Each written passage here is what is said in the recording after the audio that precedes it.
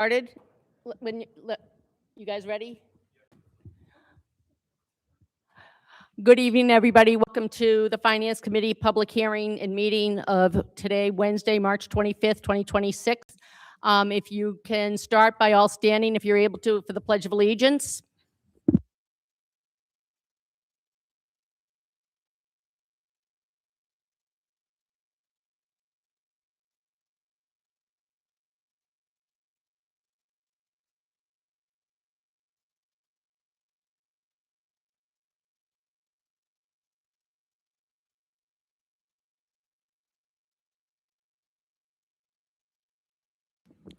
Thank you, everybody, for your patience. I'm sorry for the delay in getting started.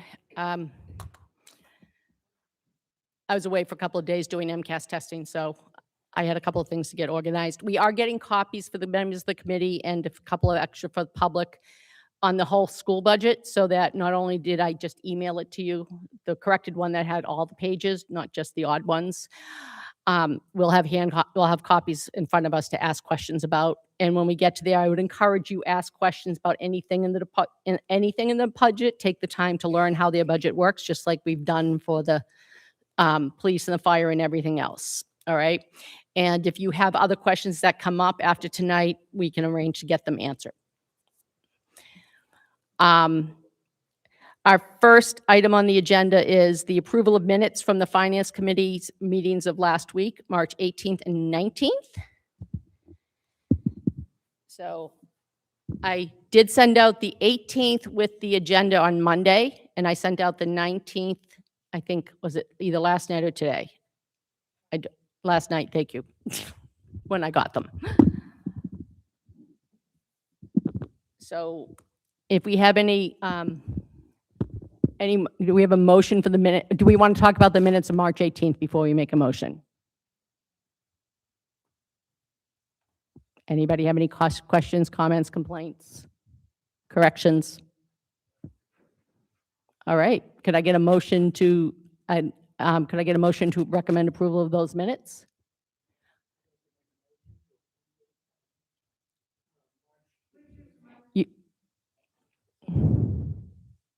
Sorry. I'd like to make a motion to approve the minutes of the meeting for March 18th, 2026. Second. All right, so the motion was made by Arnie and seconded by Jonna to approve the minutes as submitted for the March 18th meeting. All those in favor, raise your hands and say aye. Aye. All those opposed? Any abstentions? One. Okay, so that's a vote. The minutes for Thursday, March 19th. Make a motion to Any questions, comments, corrections? All right. I make a motion to approve the minutes of March 19th. So Becca's made a motion. Do I have a second? Second by Laura to approve the minutes of the meeting of Thursday, March 19th. All those in favor of that motion say aye and raise your hands. Aye. All those opposed? Any abstentions? One. Thank you. So we have 1, 2, 3, 4, 5, 6, 7, 8, 9, 14. Thank you.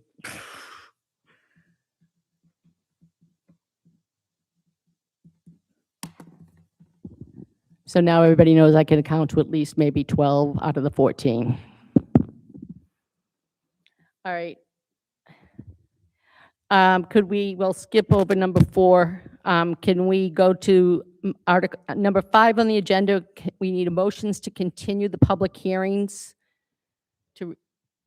Madam Chairman, Yes. I move that we open the public hearings for the May 4th annual town meeting and the May 4th special town meeting. All right. So Joel's made the motion to open the public hearings for both the May 4th annual and special town meetings. Do I have a second? Seconded by Jonna. All right. All those in favor say aye. All those opposed? Any abstentions? I would hope nobody would feel the need to abstain on that, but All right, so tonight, our first item is, again, under Article 12, the operating budget is the Stoughton School Department, and the articles on tonight are mostly the Stoughton School Department. I did add Article 26 about the Dennison's Field renovation, just because somebody had a question about it and wanted to make, somebody from the schools just wanted to make a comment, so if it comes up, it comes up. We don't need to hear another presentation on the proposed renovations. And I see we have, if you want to introduce yourselves, Dr. Byetta, and we are getting copies of the school budget so that we can all look at it as well. But please feel free to ask questions in detail, all right? We don't have to just,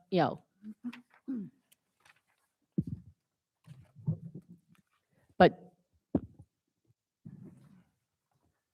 Good evening, Madam Chair, members of the Finance Committee. To my left is the Chair of the School Committee, Christine Shannon, and to her left is the Superintendent-elect, Julie Miller, who's currently serving also as the Principal of Stoughton High School. And at this time, I'll turn it over to the Chair for some comments.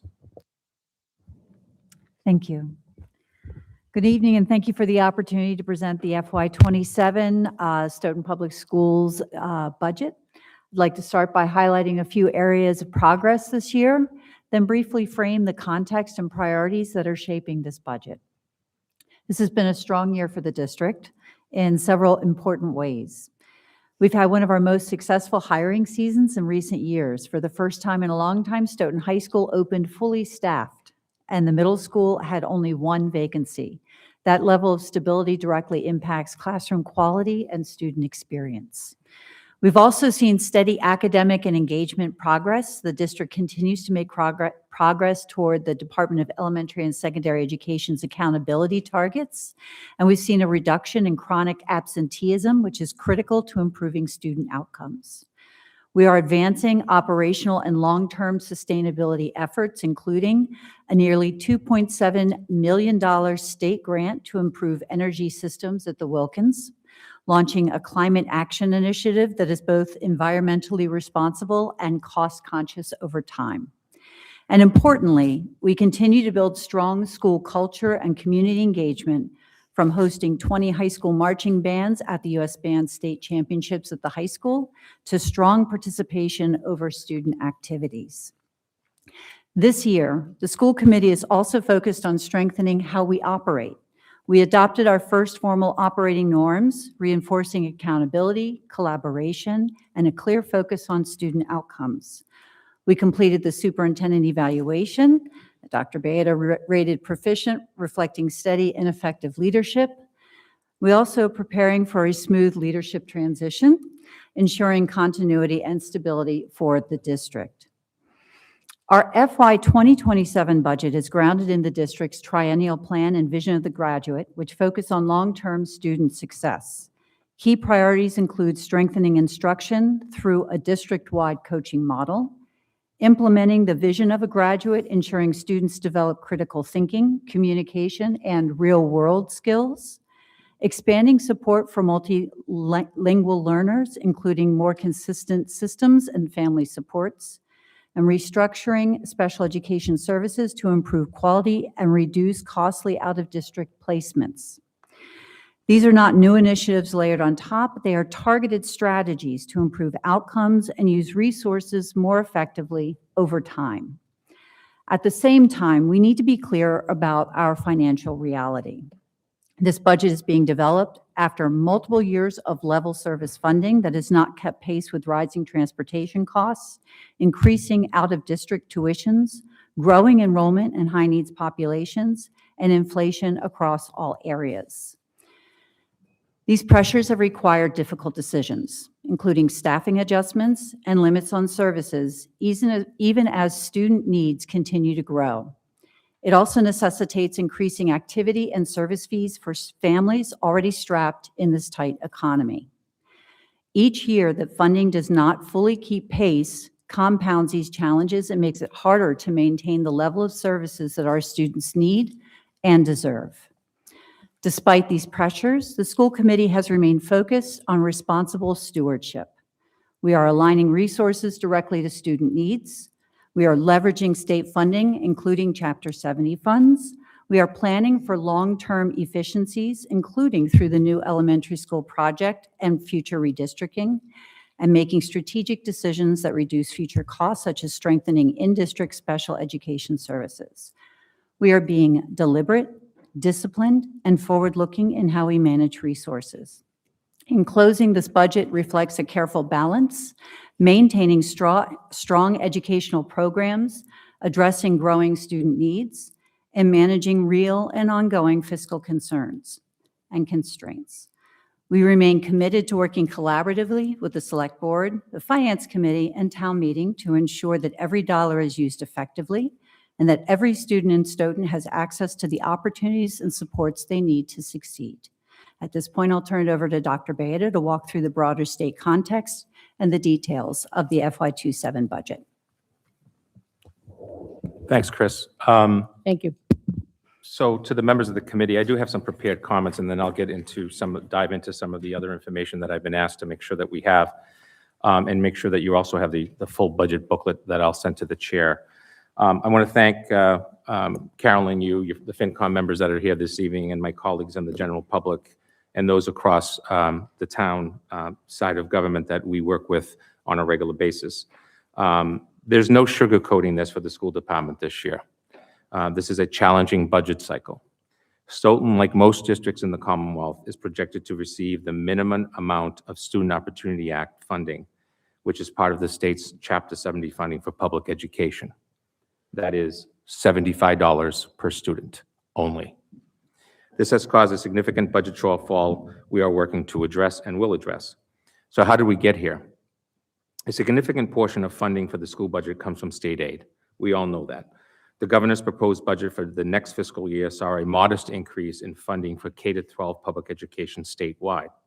I want to repeat that again, a modest increase. FY27 is the final year of the 6th year of the Student Opportunity Act, or the SOA, phase-in. We do not know what the future looks like. FY27 Chapter 70 goes up by $242 million, or 3.3% statewide, to $7.6 billion as a state, which is 1/8 of the total state budget, a pretty significant number. However, this is at the lower end of the SOA era increases for not only Stoughton, but for 270 districts throughout the Commonwealth. It is, in fact, the second lowest amount during the 6 years of the SOA. That can be seen in charts that go back all the way for us to 2011. In 2011 was the last year that we received such a low amount of money, or 16 fiscal years ago. Under SOA, the minimum aid per student is set at $75. 6 out of every 7 districts in the Commonwealth, or 270, as I stated earlier, of the 319 districts, including Stoughton, are projected to receive just the minimum SOA increase. Tell me, how is this formula working for Stoughton and 270 other communities? It's not. Here's our per student SOA during the time as I came in and since I've been here. In FY23, we've received $388 per student. In FY24, my first year here, $1,339 per student. In FY25, $730 per student. In FY26, last year, the current year we're in, 533 students. And your projection for next year is $75, or a whopping $274,200 from the Commonwealth of Massachusetts. That is our number of increase. The needs of our students have grown, expenses are up, inflation is impacting the district across the board as it is everywhere else.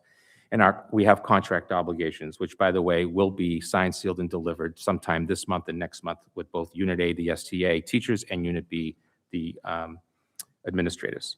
We're very happy to announce that as the school committee and the STA comes to agreement over the next 30 days.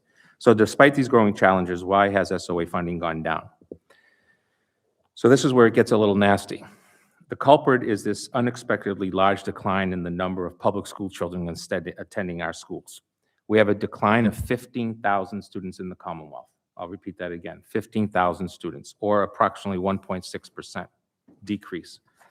3/4 of districts have fewer students this year than last, hence the reason why you see 270 districts receiving less funding, because it's grounded on enrollment.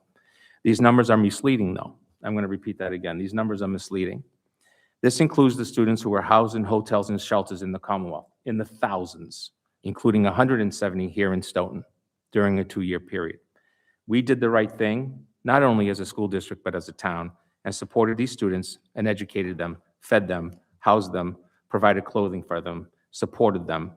But now these students have all left. 100% of them have left. They were forced to leave, again, by state government in the same way that they were forced to come in. And we are penalized for this declining enrollment because the foundation budget is grounded on enrollment. What are the next steps? We continue to explore ways to confront the budget shortfall, and unfortunately, this includes potential cuts to staffing, something that is not part of Stoughton's history.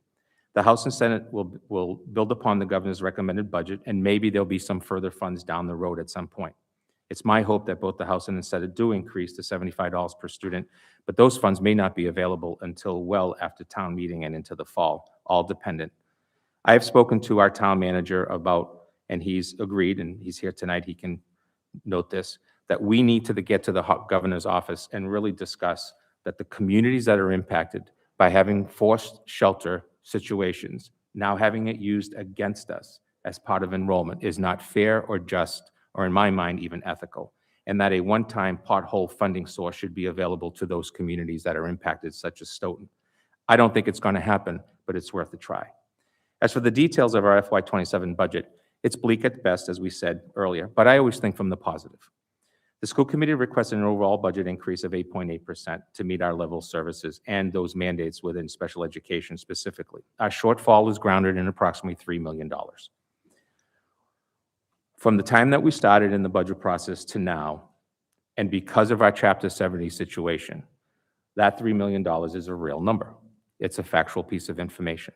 Because if you go back to those numbers I recalled earlier of X number per student, we were receiving in the millions of dollars, and now we're receiving $272,000.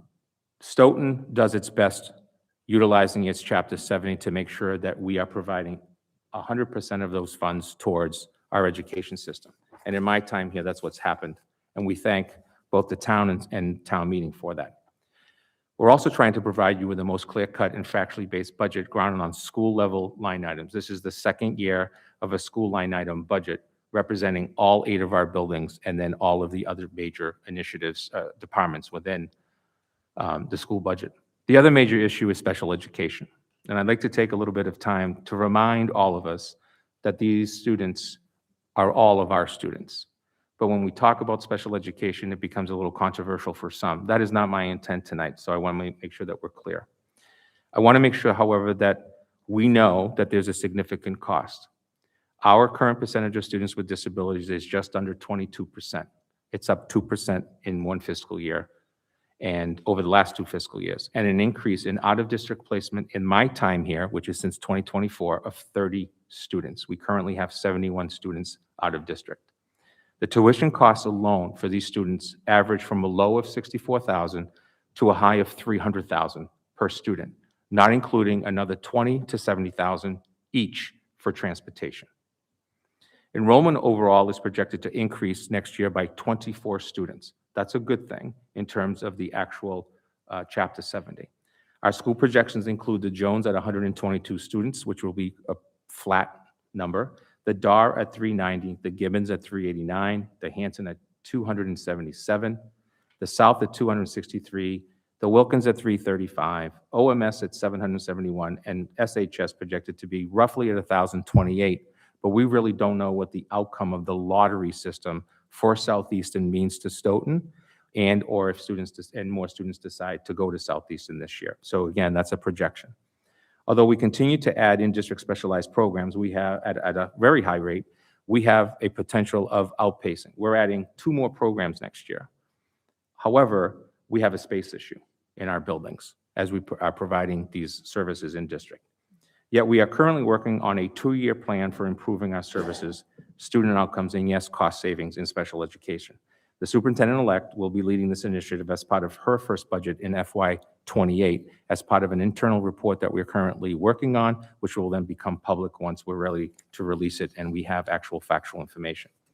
Lastly, our budget reflects the following staff adds. 3 special education service teachers, and 1 paraprofessional for next year as part of mandates. There are no other additional at this time. We will make the cuts that are based on enrollment where appropriate, and we will consider also increasing fees, including adding new fees in areas that we don't have fees. Currently, we have 9.8 or 10 bodies, 9.8 FTEs that are retiring, although we anticipate that as many as 6.8 of those must be filled based on them being in certain areas, i.e. school psychologists, as an example. If we must cut positions, we will do so utilizing the following process. 1, non-direct student service providers. 2, non-mandated positions. And 3, classroom positions. I want to be very, very clear in my history as a superintendent. The budget is the budget, the numbers are the numbers. I think we have to be very careful about making sure that the service delivery of our town is a priority, including those of the school. And I say that as your superintendent and not as a taxpayer. It is important for me to make sure that as superintendent that I provide you with the facts and information and that we are part of the process of getting a balanced budget to town meeting in the best interest that we can, and then allowing for that process to take place. I'd also like to, and I'll again make sure that you have this, why the numbers are where they are. And I'd like to try to give the basics of what is a foundation budget and what does it mean to have a foundation budget, because we use that word a lot in education. The foundation budget is grounded on placing students, your enrollment, whatever that is as projected based on October 1 from this year, into one of 11 categories, beginning in preschool, going all the way through high school and vocational, which for us is 0, and then adding special ed in district and all the way through low income. So students are counted within those categories, which then gives you a number. That number for Stoughton this year as a foundation per pupil is $17,536. That is our foundation number. So as an example, if you have a foundation enrollment of full-day kindergarten like we do with 280 students, there's a number that's established for each of those students in the 11 categories as a set number. So 137,000 is for administration, or 1.1 million is for classroom teachers, and so on and so forth. That's how it's calculated. It's a foundation of how many bodies do you have and where do they belong, and that gives you the bottom number. That is what foundation is.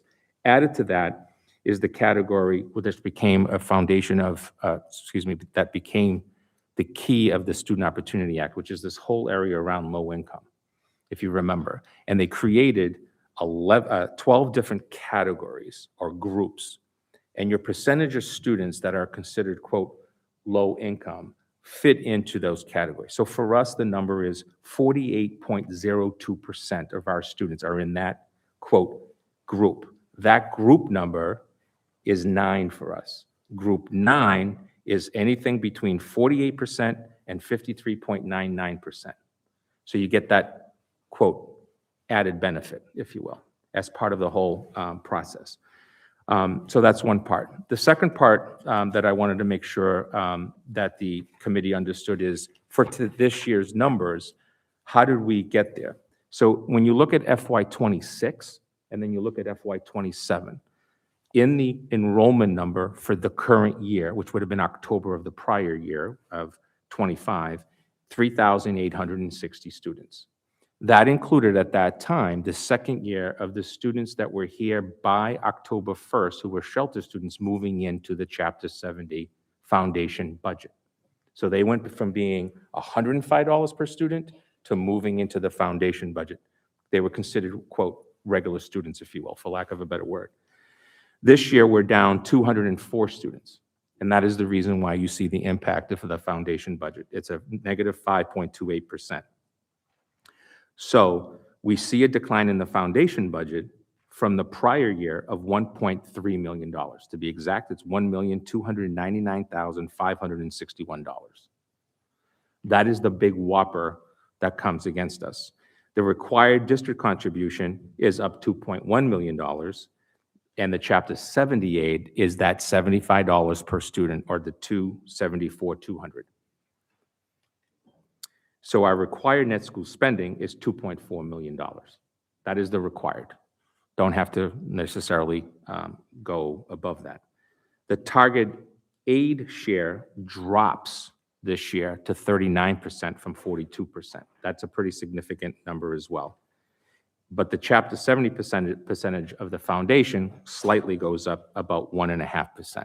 I know those are just numbers, but the fact of the matter is it tells you the story around enrollment as the key to your Chapter 70 funding, and in this case, also the SOA. I'll stop there to begin the process of taking a look at the line item and questions that you may have. Thank you. I just, if everybody, just for the committee to know, if you look at the summary sheet of the school budget, and then, I mean, there's obviously a deficit, which we will address, some of it will be addressed by the school committee, and we will address it, when we come time to balance all the budgets after we've heard all the departments.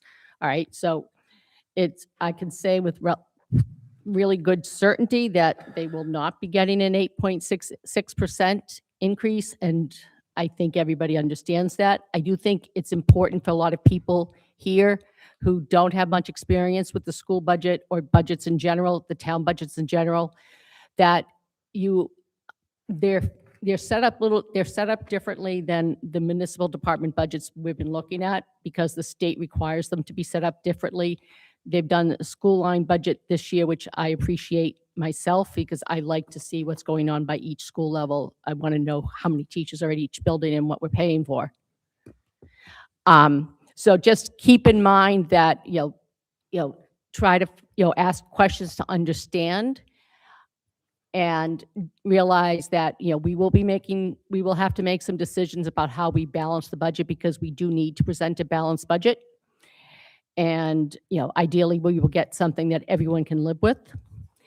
And we will be using, unless something at the legislature happens between now and within the next 10 days to 2 weeks, we will be using all the numbers that we have, that we got at the revenue sheet at the beginning of this process with House 1. All right, because those are the best numbers that we have. I also want to make clear to anyone here, tonight we're talking about students. Whatever questions you want to ask, please use respectful language, or any questions that do not use respectful language will be ruled out of order immediately and will not be answered. All right, no matter what you think, all of our students deserve respect, and I just giving it right now a heads up. All right. Well, it's for me as the chair. Yes. All right. And I will generally ask if I will generally say that word, please use a different language, please use a different word, please refrain, and, they're all students. I'm the Ministry of Special Language for tonight. Yes, I guess that's my new name. I always would like to be called that, but we will go on from that. Thank you. All right, Becca, you have a question? Hi, thank you. I have two questions, and it goes specifically, they're budget questions. So talking about foundation, I just want to make sure that I have a really good understanding of what foundation means, because I feel like as long as I've been doing this, I still don't 100% get it. So I'm going to just take a round number, $17,500, right? Let's just say, so the foundation cost per student is $17,500 per student. One of the things you said for Chapter 70 is, first of all, SOA, Chapter 70, different things or same things? So it's a great question. So you have a basic foundation of Chapter 7. The Student Opportunity Act takes into account those special populations as a way to get to a number that's, quote, fair across the board for districts. So for 4 years, Stoughton was receiving, grounded on its specialized populations as part of SOA, what it should have been receiving prior to SOA. So to rephrase that, so if, I just want to make sure that, like, I get this, because I feel like this is where it gets confusing. 17,500 is what it costs. Let's just say that's what it costs to educate every kid, right? Every kid is 17,500. The state was giving us for SOA 388, then 1379, then 730, then 530. And so this year they're giving us $75 per student. That is separate from the Chapter 70 money that they're giving us. It is a combination of both because it becomes what's called net school spending. Okay. So that's what net happens, school. so what happens is your foundation formula is literally the foundation, like your home. It's a foundation. And then everything else gets put on top of it, just like you would on your house. The frame, the first floor, second floor, so on and so forth. It's that basic of a process. The issue with the foundation budget is that it's very driven around a formula that provides for students to be in their age group, preschool, elementary, middle, high school, vocational, special education, ELL, low income, and so on. And there's, for each of those, is an expenditure that goes to the 11 categories on the left side. I will send this to you so that you have an actual physical, you can actually see it. And then from there, you get your foundation budget. What the SOA tried to do is to reestablish for communities that weren't getting their fair share, and Stoughton was one of them. I want to repeat that. Stoughton was one of them. In FY24, you received the 25th largest increase in the entire state as a per pupil, as a SOA total of your funding. So think of it as you have your foundation, and then you have, for lack of a better word, everything else that comes with it, which gives you your bottom number. We have our foundation. We have our Chapter 70. Looking at the House 1 budget, there's also unrestricted general government aid. In addition, it looks like it's an addition. I'm looking at the House 1 budget on the government's website. So there's Chapter 70 money, and then there's unrestricted general government aid. Does that also go to the schools? No. Okay, so that's separate. Okay. So then what we need to, that was the second question. So the 17,500 per student cost, I know that they say revenue, but it's cost. And it might be that kindergartners, it's an aggregate, right? So kindergartners might be only $10,000 and high schoolers might be 20, so the middle is 15. And so between the Chapter 70 money that we get from the state and between what the town puts in, that is what we're trying to get to for each student, and that is the 17,500, or for the total budget. Right. So when you look at the total foundation budget, as per the Commonwealth for Stoughton, the total is $64,112,450. Yep. You're dividing that by your number of students based upon all the categories. And I'll give you an example. Your English learners in 6 to 8, grade 6 to 8, so that's OMS, English learners, 68 students is a total foundation of $234,000 versus your English learners at the high school are 285 versus your low income, that would be 1,726 students of the 3,800 are considered low income. Of that 48% number, that's $14.2 million.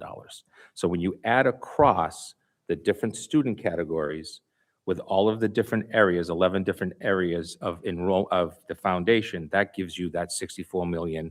And then that's divided by your total number of students, and that gets you to your quote 17.5. Thank you. Okay. I mean, this is the way I kind of understand. There's always been a formula for Chapter 70 ever since the 90s. The formulas change periodically depending upon the legislature and what they enact. The most recent one, I believe, was the SOA, which adjusted the formula to account for certain factors like, increased populations of low-income students, factors which benefited Stoughton, but that's what the current formula is. Am I explaining that correctly? That's correct. Okay, so basically SOA, and for our purposes, SOA and Chapter 70 are the same thing. Yeah, the problem with the SOA discussion is that and I'll give you an example. I came from a community that for 10 years received anywhere between $30 and $90 every year for 10 years. Every year. We never got more than that. So literally $68,000, $64,000, because we were a community of about 2,200 kids. And yet we still had to file this SOA. So this SOA is literally Mr. Ford in the back is the assistant superintendent. He actually as part of creating it. We have to file so how are you going to spend this extra, quote, extra money? So this year, our SOA is going to ask, so how are you spending $272,000 more than you got last year? While we're making budget cuts, right? It's a little bit of a yin and a yang, if you know what I mean. So the idea is that you're trying to show the state that you're using that money for a certain X. So in my last district, just because it's simpler. If I got $68,000 more, I would say, well, special ed just told me we needed another special ed teacher to meet a mandate. So guess what? SOA money is going towards special education. That's what we would do. In Stoughton, we've been luckier through the years to have more funding than that and be able to actually create some plans to try to address goals going forward through our triennial plan, through staffing, supports, through student needs, and so on and so forth. So we've, quote, earmarked those plans and those funds to try to support those very initiatives that we said we were going to do. Okay. The net school spending figure, what is that budget? Because as I understand it, we cannot go below that budget without not being able to set our tax rate and having state money withheld. So there's a minimum that we have to, and what is that number? The net school spending requirement for the town of Stoughton is a total of $67,824,140. Okay. It's up 2.4 from last year. That is the required net school spending, Chapter 70 summary as published by the Department of Elementary and Education So in January. we can't pass a budget that's lower than that. In general, that the regulation is that would cause some friction between the town and DOR. Right. So, sure. So that 67 million, though, is based on the number of students that It's based on the enrollment number that we provided the state on October 1st. okay. So, So it includes it's part of the decline. So you don't, it's up because of the formula, even though we have, quote, 200 less students. okay. And I think the question that I will ask it's the most basic question, and forgive me if the answer is somewhere hidden in the numbers and everything that I didn't have time to write down. But I think the question that a lot of people have is, so much of this is based in enrollment. And we have already mentioned that enrollment was higher because of the migrant families, sanctuary state. So things went up because enrollment went up, and there were additional needs, I'm assuming, for students that are English as a second language and, a multitude of things. So those students are no longer in the town. And so then enrollment, you would think, would not be going up as much as if that were kind of a constant influx of students. So if the number of students has gone down because of that, and assuming not gone up as much based on normal enrollment, why is there such a big deficit now if the budget is based on Right. enrollment? Because your demographic shift continues to take place within the students that move into this town or live in this town. So let's So break that down into Yeah, regular so- language. So let's break that down. Yeah. So our student population as coming into the town continuously is within two large categories: special education and ELL. Those are the two major groups that we see coming in. So the idea that you lost, let's just say in second grade, 12 students who were migrant students, that doesn't necessarily mean that 6 other students didn't come in during the summertime and are now enrolled and are getting ELL services or special education services. So this past summer, just in the summer, we took in 54 students who had IEPs. And by that, I mean they moved into town. About 25% of the enrollment were students on an IEP. And then since then, we've had 9 more students who are just out of district placements during that year. And by the way, since October 1st, we've had just under 4 students, I'll just use that number, less than 5, who are students that are not even accounted for in this budget because they've been move-ins after the Chapter 70 was already accounted for. So those will be a cost share with the town, and then on July 1st, they become ours.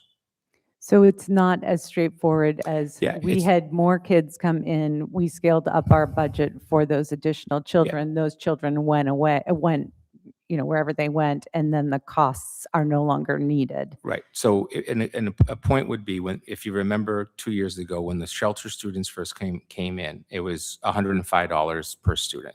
There was no Chapter 70 funds at the time. Then the state said, if the students are coming in prior to October 1st, we're going to capture them for the following year in your Chapter 70. And they did that for 2 consecutive years.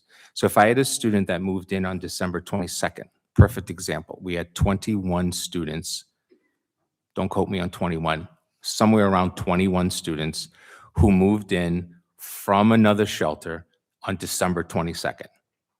We said, please don't do that. It's right before the holidays, so they moved in January. Those students were not accounted for in that year's Chapter 70 because they came in after October 1st. So those students, we had to provide, we received money. And if you remember, we were almost 6 months behind in getting funds. We had to use our own budget to pay our bills, and then we're backfilled.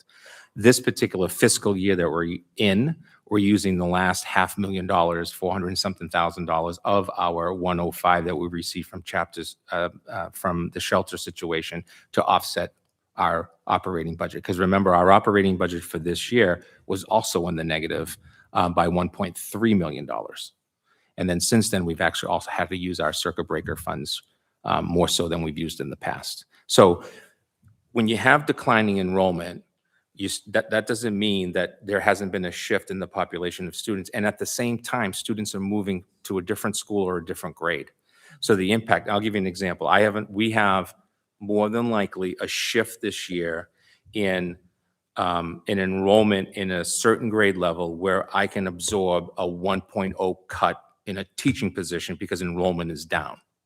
Right now, I know that. Now, that can completely change in September over the summer, but I have to base it on what I have for information now.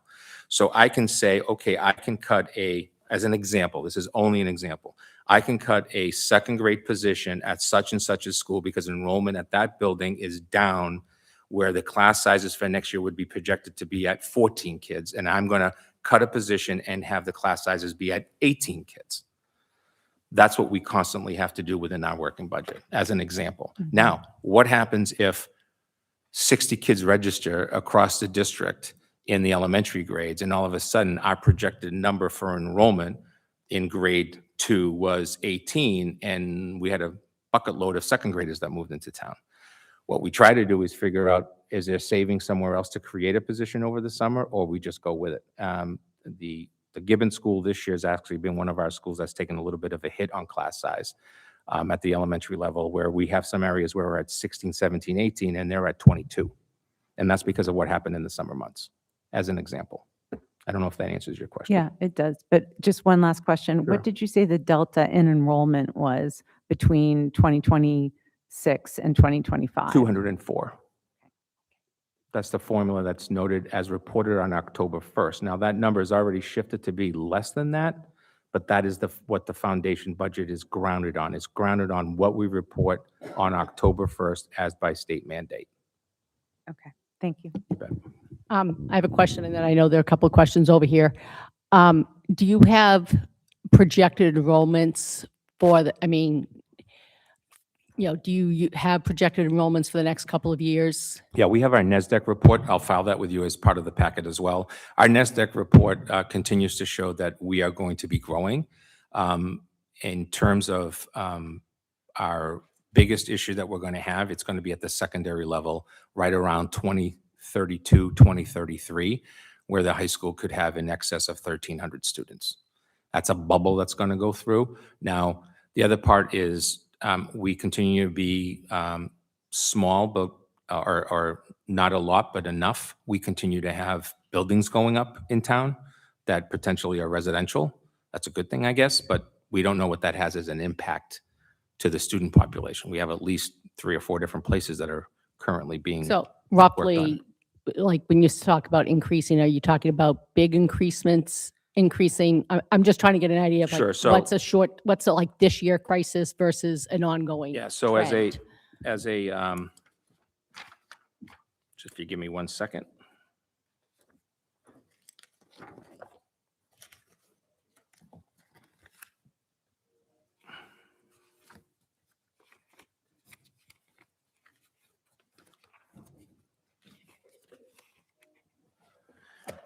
So right now, the projected enrollment through our third-party source, NESDEC, which has been the one that you've received, is that our numbers will be going up into the 3,800s in fiscal 33, 34, and 35. And the impact of that is predominantly seen at the secondary level where we have class sizes that, or graduating class sizes that are roughly just under 300 students, All which right, is so- about 30 to 40 more students than we have So now. like right now, over the next, like, let's say 4 years or so, until we get to, we are seeing like a slight enrollment of a few students, but not like, not a significant. Right, mean- so the projection for 26, 27, our internal projections is 24. NASDAQ's projection is an additional 56. We're saying 24, they're saying 56. We're going to be probably in that ballpark. Following year, 19. Year after that, they're saying a -5. That could go either way because it's such a small number. Then they're seeing increases of 40, 36, 24, 29, 25. And then we see a negative of 42 within that whole. As a bubble graduates. Exactly. And we don't know where that younger group is coming in. And don't forget that approximately 10 to 12% of our students are in and out. Right. It's called the churn. Right. So, roughly going forward over the next 3 or 4 years, we can expect slightly more students than what we have now. I would anticipate that to be true, yes. Okay. Jonna, then Arnie, and then Ben. And then I can't remember beyond that. Then Dennis, all right, you go right in order. I can do that. Thank you, Madam Chair. Through you, I have 2 questions. Well, one is a comment. I really appreciated watching the school committee budget meeting and seeing one of the members being adept enough to not want to take the budget deficit money out of the free cash. I mean, we've already gone down that road before, and it's like an alcoholic, in my estimation. It's analogous to celebrating their 5-year sobriety by going out for a drink. I'm sorry, I just thought that was incredible that more people didn't see it that way. But I really appreciated what that one person had pointed out.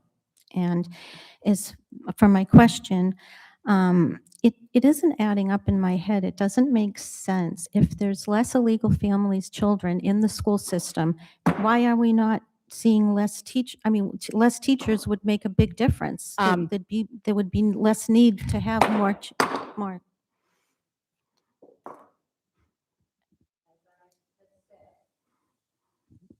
I apologize. The comment and the question that you're coming up with is using inappropriate language. If you would like to use, there are less migrant families, students, or less shelter students in the district, then why you could ask that question, and that would be acceptable to the chair. Excuse me. As I have said previously, no people are illegal. We will use the. We need, Point of personal excuse privilege? me. Point of personal privilege? Yes, Cynthia.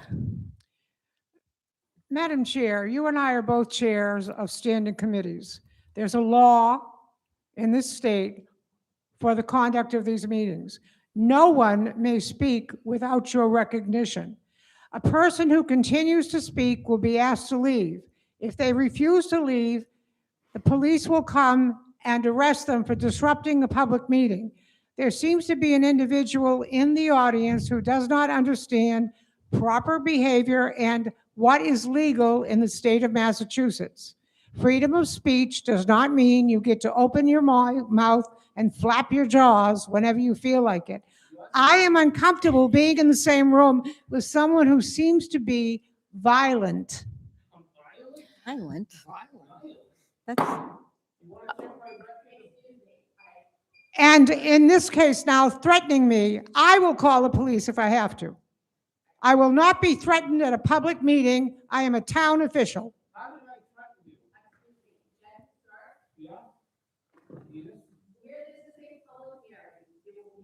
Excuse me, where this is a public hearing, there will be an appropriate time that we will allow anyone to come up and speak on comments. At that point, you can come up and say what you would like, and we will listen, and you can put your comments into the record.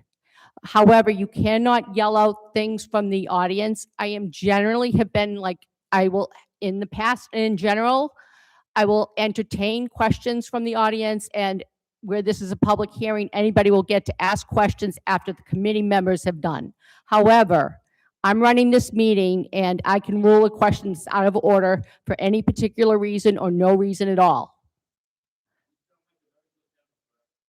Thank you. If you could just please use shelter students, I think that would, like, we could move past this and get to the content of your question. I've already referred to them with the proper verbiage. The question's out of order. We'll go on to Arnie.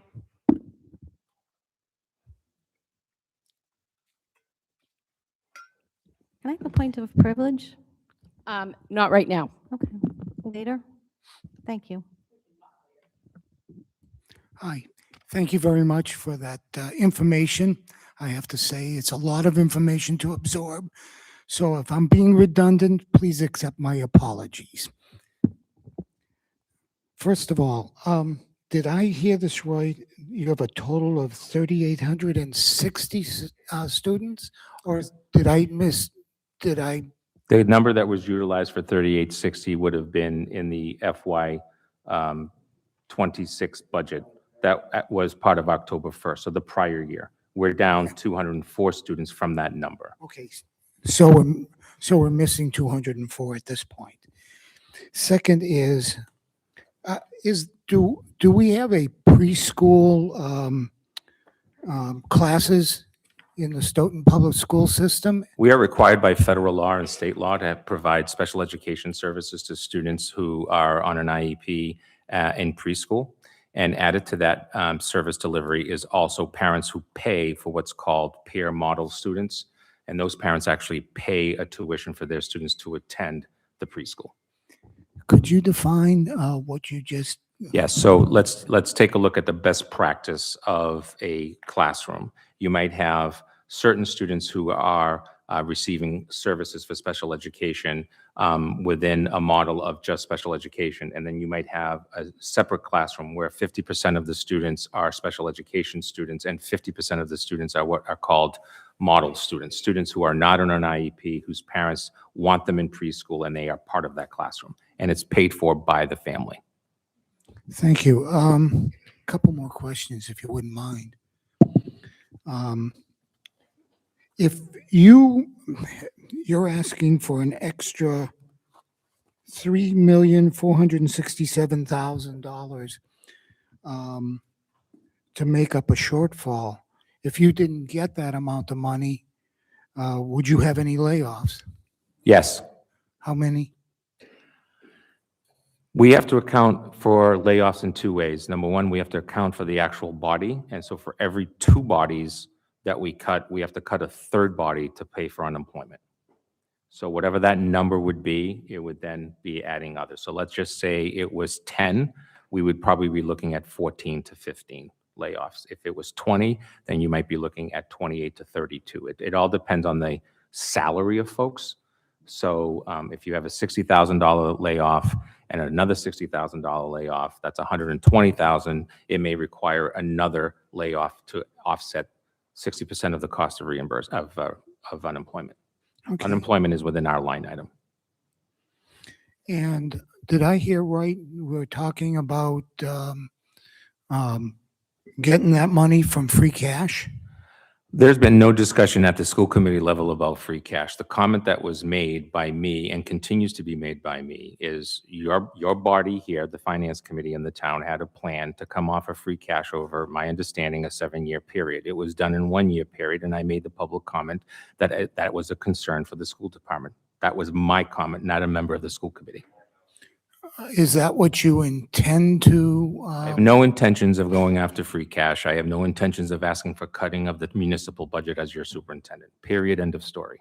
Okay, I If appreciate there are that. no funds available, the philosophy of free cash is a great philosophy to have. You folks have decided as a town to take it in a certain direction. As both the superintendent and as the taxpayer, I don't agree with that philosophy. I'm just one person. I am just the superintendent. I don't have to agree with it. I don't agree with it, but I am bound by utilizing that process. I don't know how to formulate this question, so I'll move on. Try the best you can, and we'll figure it out, Arnie. Where will the $3,467,000 come for? What are you expecting to get that money? Are you going to write an article for town meeting for that extra amount? I have no intentions of filing an article or asking for free cash. That is not my intention. Last time I checked, the only body that could do that would be the legislative body, which is town meeting. So I think what you were asking is if they don't get that, there's like a roughly $3 million whatever gap, all right? If they don't get that, right, and they just go by whatever has been allocated to make the budget balance, you're asking how they're going to make up that difference. Yes. Okay, so how would you Thank make you up for my that difference? explanation. All right, no, that's okay. Yeah, so what we will do is we currently on our expense lines have very limited ways to go, because if you recall 2 fiscal years ago, we took our expense lines. So this would be your paper and your pencils and all of that stuff, and we brought it way down. Some of those lines you will see are like at $200. Even if I were to add them all up, it doesn't even come close in some cases to $100,000. So our intent will be to take a look at the 3 areas as I noted earlier. We will look at staffing and positions that are not related to direct services. We will look at staffing that are not mandated, and then we will look at everything else. The idea is that the least impact is in the classroom as much as possible. But when you're looking at $3 million, you're going to have some serious discussions about staffing. I understand that. It's not easy to get to. Have we had an increase in student scores? I believe the last time I looked at it was last year, and it was for the 2024 year. The last year the MCAS was taken. Have we increased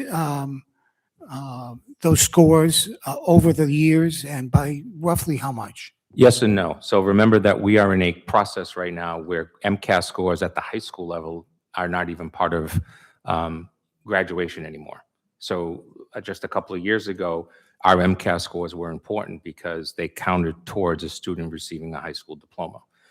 2 years ago, we actually received a recognition by the Commonwealth for our improved scores at the high school as one of the highest performing high schools in the state. We currently have 2 elementary schools that are rated top 40 percentile schools nationally, and we have a high school that's rated top 40% nationally within all of the scores, not just one score. We continuously are seeing more students considering college and careers. When you look at the MCAS right now, we don't know what that future, we know that the future of that at the high school level in Stoughton is that we require it to be taken, but it is not required by state statute to be passed any longer to get your diploma.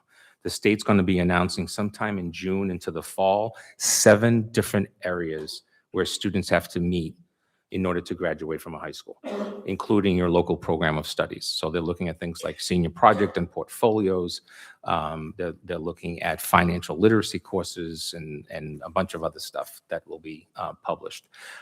To answer your question in the most honest way, we have seen some growth at our elementary schools in certain categories, in certain areas. But remember that in some of our cases, some of our population of students don't even take the tests. For example, depending on when a student arrives in the United States, A student may not be taking the EL test, the English test. They may be only taking the math test, as an example, even though 60% of math is reading. That the state still requires students to do so. So I would say in the next 3 to 5 years, we'll have a better understanding of what these actual scores mean in terms of improvements or not improving. We have seen growths in certain areas and flatness in other areas, to be quite honest. I appreciate your time. Thank you very much. Always a pleasure. Thank you, Ben. Thank you. Through you, Madam Chair. You mentioned charging itemized fees to make sure, to fill some of this budget shortfall. Can you expand on that a little bit? So we currently have transportation fees, $375, $375 per student, $750.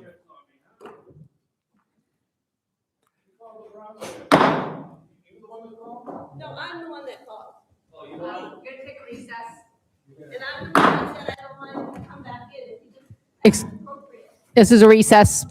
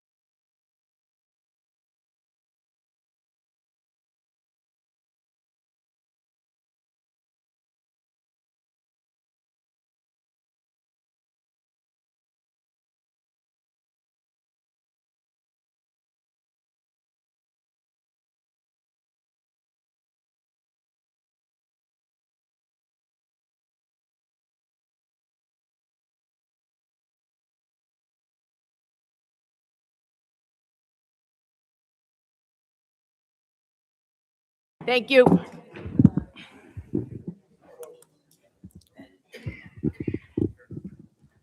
Thank you, everybody. After our brief recess, I apologize. Well, all right.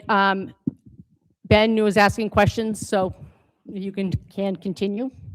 Yes, please expand on itemized fees. So we currently have fees for school transportation for taking the yellow bus. We currently have fees for our preschool program, which would be for those families who are paying to use. And depending on the number of days, that's how they pay. And then the third item is we have our use of facilities fees. So if you use our facilities, depending on if you're a non-for-profit, for-profit, and so on and so forth, we have an hourly charge as it pertains to custodial, and we also have a fee for the actual use of the facility.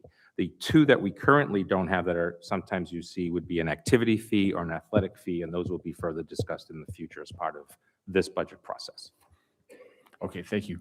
Would it be possible, like, to use something like books or electronics or? Illegal to do so. Okay, illegal? Yeah, Okay. it's not allowed to, matter of fact, when the one-to-one technology thing came out, we saw a lot of districts try to go that route, and the Commonwealth said, no, you can't do that. What you could charge for is insurance, if families wanted to take an insurance on the technology, but you can't make money off of that. Okay. My next question is the number of IEP students in the district. Could you go over the trend in that over the last 5 years? Yeah, the trend is, it's a great question. Thank you for asking that.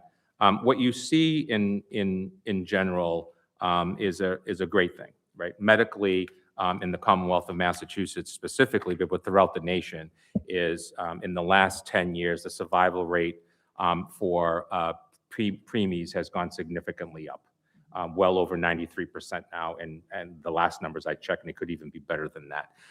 But there are also medical and potential issues that come with that. So what we see in our student population, from a general perspective, is our highest number is in 11 different areas. So we go from learning disability, specific learning disability that a student may have, may be specific. It could be health, it could be emotional. So there's 11 different categories. And within those categories, our growing number continues to be autism. And that is a national trend. That is not a Massachusetts trend. That's a national trend. Now, within that area, and all of these areas where students have an IEP or a learning challenge, we have students that are broken down into different, quote, abilities of that. So you have students that are, the words that are used are words like high functioning and low functioning. I really despise those words. But we have students who have more challenges within those spectrums and others with less challenges. So you may have a student who is actually autistic and in an AP class at the high school, and you may have a student who's autistic and needs a one-to-one paraprofessional and assistance. So it really runs the gamut of that. But that is where approximately this year, well over 21% of our students fit into that category within the different categories that we have. Okay. And if I could just add to that, that is actually aligned with the state trends as well. This is not a Stoughton-only issue. This is something that's happening, like you said, nationally, but a lot of school districts, most school districts in the state are also experiencing increases. Okay. Has there been any shifts or changes in diagnostic parameters for individuals with IEP programs? What, can you explain that a little bit more? Well, there's been a shift what's considered someone with autism over the last 20 years, where there's autism spectrum disorder, which constitutes a broader spectrum of kids. So we define it coming to us in two different ways. It's either coming through neurological testing through a third party, outside third party that the parents have decided to utilize, or it's coming internally through us doing the testing with students. And then that's where the determination in the IEP process between the family and the school, we look at what is it, the academic best interest, the learning best interest, not the medical, but the educational best interest of that student. That decision is made by a team. It must be agreed to by the family. So the family and the school department bring this contract, it's a federal contract, together, both agreed, and then that's what we have to carry out. So you may have a student who has, as I said earlier, is in an AP class and still has an IEP, or they may not, but they're still maybe artistic and maybe on the spectrum, while another student is much more, maybe they're more behavioral, and they're also maybe emotional and behavioral, but not artistic. And all of those determinations are done through neuropsychological assessments, academic assessments, and then a team determination on what's the best interest of the student, as agreed to by the family and the school department. Okay. Thank you. One last question. How has COVID, the anomalies with COVID and interfering with the learning process, has that been a factor in the number of IEPs and high needs children in the district? I think what you see out of COVID is two things. The first one, you have seen a slight increase in students on IEPs. I can't say it's because of, quote, COVID, but I can say that the social, emotional, behavioral issues of students in the younger age is significantly up across the Commonwealth and the nation. I was just recently in Atlanta, and that was the talk of the town between superintendents from all over the country. At every workshop we were at, every 2 minutes, we were all talking about why are we seeing students in pre-K, K1 with such more difficult behavioral and social emotional issues than we've seen in the past. And there's a number of theories out there. I can't speak to specifics. I will tell you that our numbers and what we see in our classrooms in Stoughton, and again, pervasive across the state, not just here, is an increase in those emotional behavior issues. Okay, so it's possible that this might not be sustainable upward trends in terms of the number of IEPs given the anomalies during Yeah. COVID. So the biggest, that's a great comment, because one of the issues that we have to really take a look at is where were these students that are in school now when COVID happened? Because now what's starting to happen over the next couple of years is we're going to start to see students that had nothing to do with COVID. They weren't around, and they're going to become, so the question will be, do we still see some of these trends, or do we see a shift in the trends? And that could be, according to many different theories, food, drink, atmosphere, environment, parenting. I mean, there's a huge gamut of particular pinpoints, if you will, and I don't think we're going to have any type of information on that probably for a good 10 to 15 years anyways. Okay, thank you. My pleasure. Thank you. Dennis? Yeah, thank you. I just wanted to follow up. Earlier, you had said that the newest and largest groups of incoming students that we have are both special ed, which you just addressed, and also the ELL. What I'm wondering is there a verification process that's going through to make sure that they are Stoughton residents and that the services that you are offering that Yes. are actually So- affordable to our residents? Yeah, thank you so much for asking that question, because that's a question that comes up all the time, and I'd love to take that publicly so that we can all talk about it. We're really lucky in Stoughton to do a couple of different things. First of all, we have a full-time registration office. Many school systems, you register at a school that you're going to be going to. We don't. We centralized it years ago before I came on board. It was a great decision. From that, we also have an officer, if you will, an employee of us, that when we have a question on residency, they sit outside that home. We do require affidavits to be signed, but anybody can just sign off on those. But that position every year pays for itself in the number of students that we're able to say, I'm sorry, you're no longer here. And so when it comes to, you give us an address and that's where you live, there are some court-ordered issues that take place, right, between divorced families or grandparents raising children and all that stuff. We do have that. But the fact of the matter is our residency office does a great job in making sure that when we hear something, we are going to make sure that we're checking on it to see. And I can assure you that the gentleman who does that job, the students that we do catch, it more than pays for his salary, which is a part-time salary anyway. So great question. Thank you. All right, Laura. So just for a moment to follow on to Arnie's question, which was about what would happen if you did not get the Delta amount of 3.4 million, and you said that you would need to do cuts.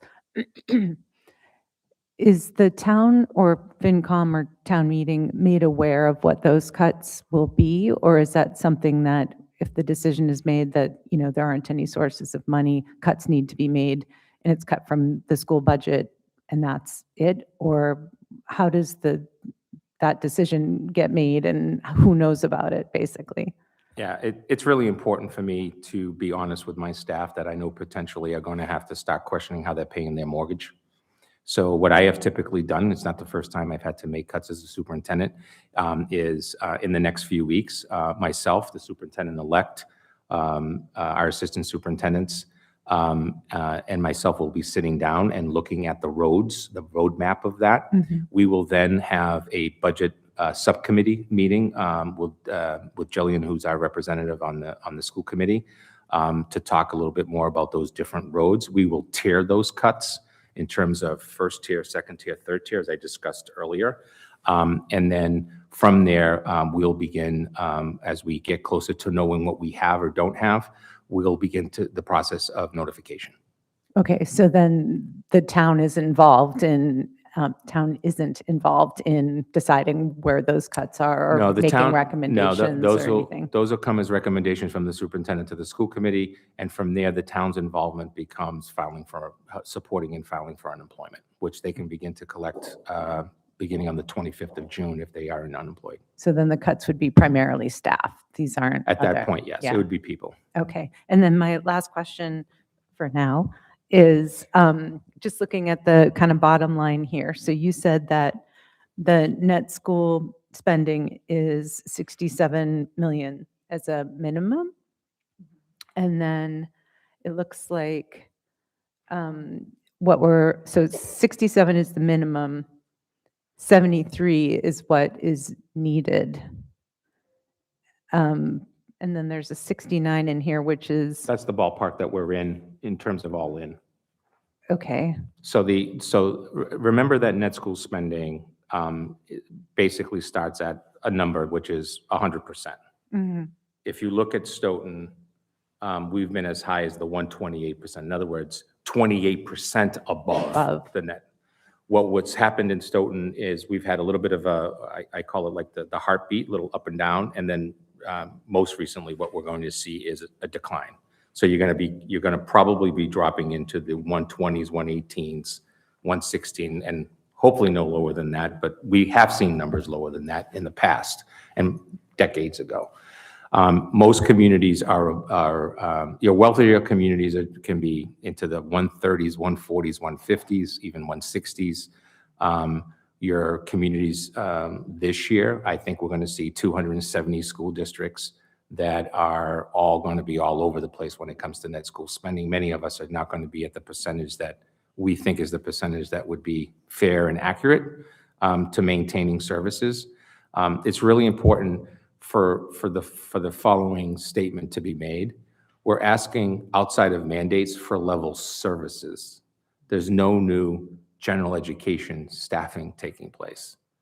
That's what we're asking for. Unfortunately, we know that that's a very hard sell and potentially not going to happen. So we have to start with what Arnie's asked me earlier, which is we're going to have to create lists of what that really means. Start with anything that's not people, and then moving to those three categories that I outlined earlier. okay. So I just want to make sure that it's crystal clear because there's so many numbers. Net school spending is 67. What you're saying is your kind of ballpark is 69, and then there's the ask is 73. Correct. Okay, thank you. Just to clarify, the 73 would be a level services budget for next year based on this year's. Correct. All right, so, okay, thank you.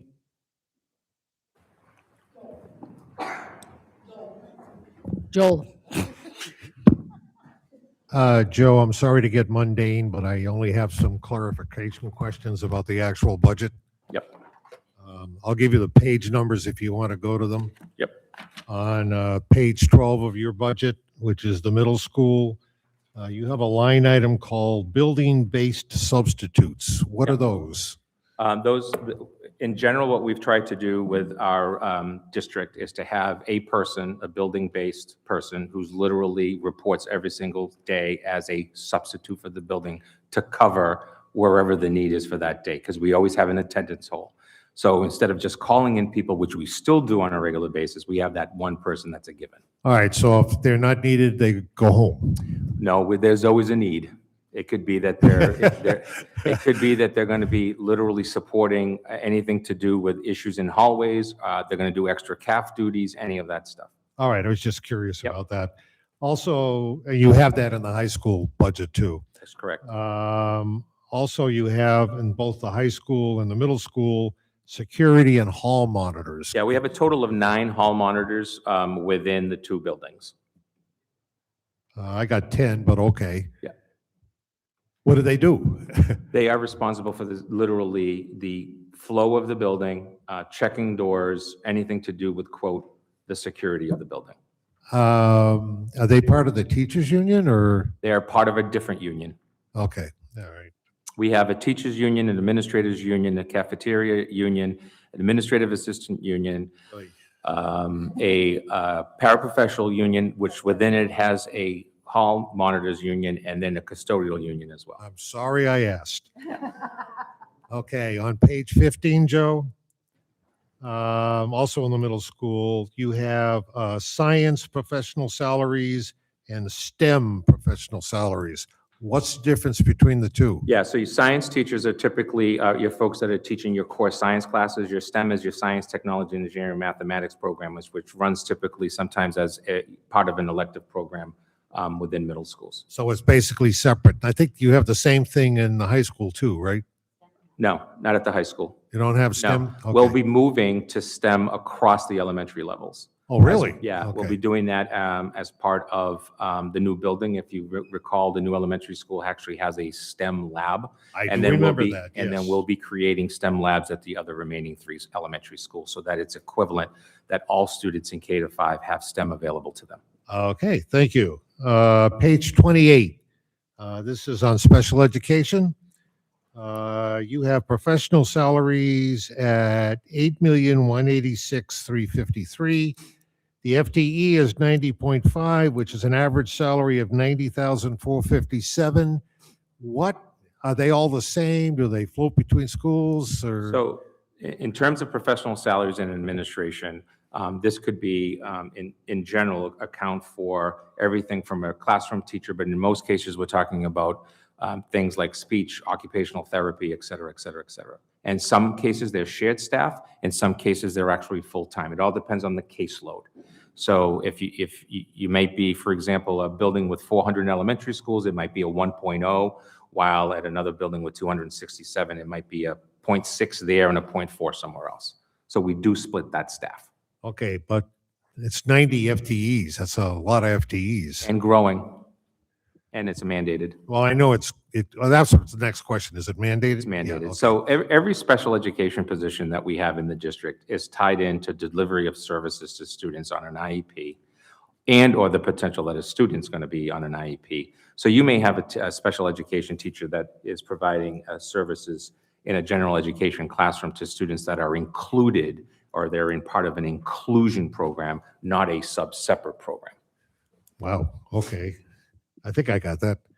Also, under special education, you have paraprofessional salaries, 109.5 FTEs. That averages out to about 29,557 of an FTE. Is they full-time, part-time? Almost all the cases, they're full-time, and they're also mandated because they're tied into IEPs. So at that pay range, what are their responsibilities? They're full-time employees that are supporting a classroom. They could be in an inclusion classroom, for example, at the high school, or they could be in a specialized classroom. They could be working one-to-one with a student in a specialized classroom. In most cases, they're working with students within those specialized classrooms. We have specialized classrooms with 1 teacher, 3 paraprofessionals, and 5 students, for example, because of the service delivery of what the students need. Okay. Thank you. And I do have, hold on, wait a minute, let me find it here. Oh, yeah, here we go. Page 29, under the superintendent's office. If fiscal year 26 was 245.5 and fiscal year 27 is 190. Julie, thank you very much for taking the pay cut.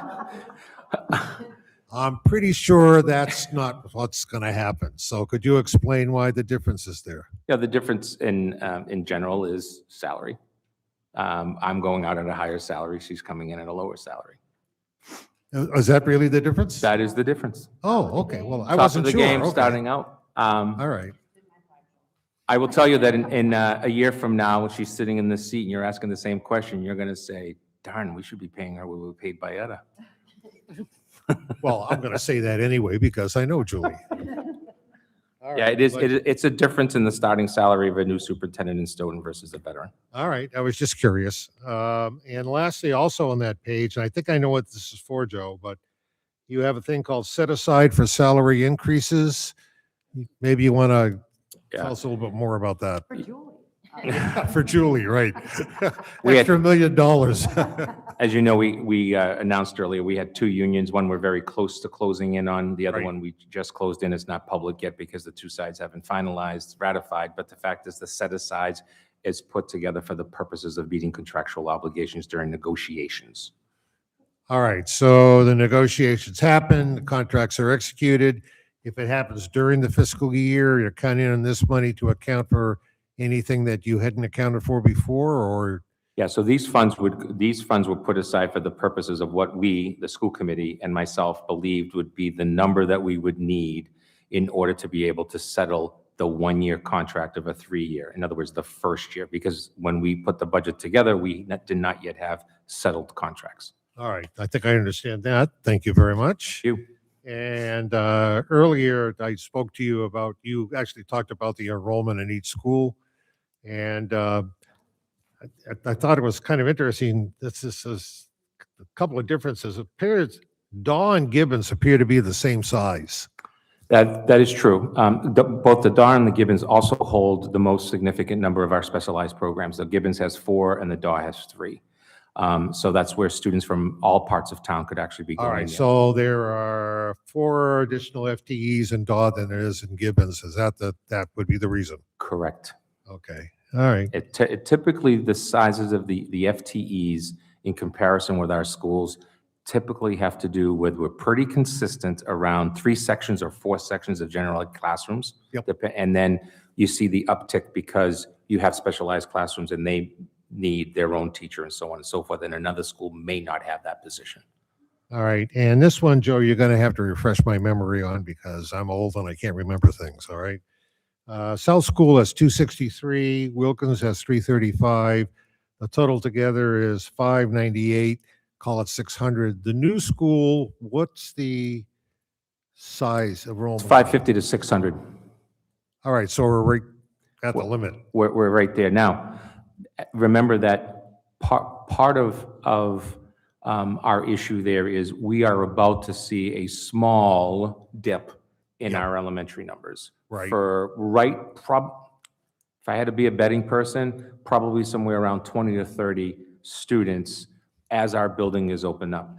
My recommendation, as I've said to the superintendent-elect and to the building committee, has been to not put more than 575 students in that building because you don't know what's going to happen that summer. Traditionally, as we saw at the high school, when a new building opens, they shall come. Okay, well, we're really talking about fiscal year 29 for the new building. I think. Correct. Yeah, so. Yep. All right, thank you very much for the clarifications. Bet. Thank you, Madam Chair.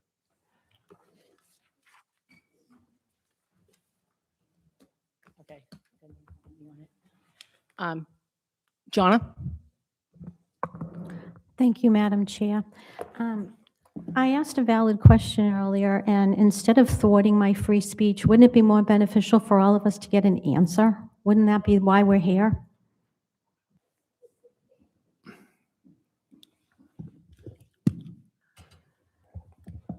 I asked you at the time if you were willing, on behalf of everybody, to get an answer, to reword your question with an appropriate term, and you chose not to. So, Did use an appropriate term. uh, It's in the U.S. shall I Title Code say, 8. we're not going to argue it. All right, I'm done arguing it right now. It's been enough tonight. All right, what I considered appropriate. So I ruled your question out of order. If you could ask the question again with a word that I find appropriate, you may ask it. If not, we'll just move on to the next person on the list. Well, I have to stand up for my free speech, and it's a shame that you won't find it beneficial to get the answer. It seems crazy to me, but I don't know why you wanted, you want to squash my free speech. Thank you. Becca? Thank you. Three hopefully quick things. Number one, I love the way this budget looks. Thank you so much. I feel like last year's was very difficult to read. So the way you guys have laid this out is great. So thank you. I have a question about buses, which I know is always a big topic. So number one, do we own our buses? We do not. Okay, so. First Student is our contracted yellow bus server.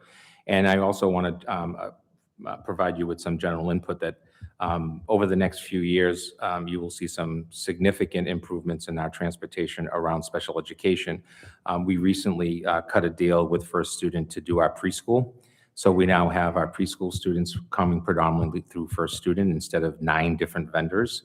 The other thing we just recently did is for our out-of-district students, we are currently finalizing a contract with First Student that would create that a special education transportation run is just like a yellow bus run and not a per student charge. Example, the minivan is $350.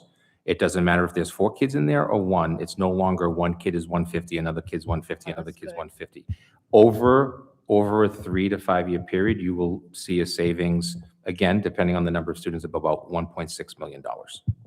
It's a significant long-term savings for the district, and it'll be reflective. The second part is, at some point, the district has plans to own some of its own for those special circumstances that we think would be in our best interest. And so that will probably be at some point in our capital plan. Okay.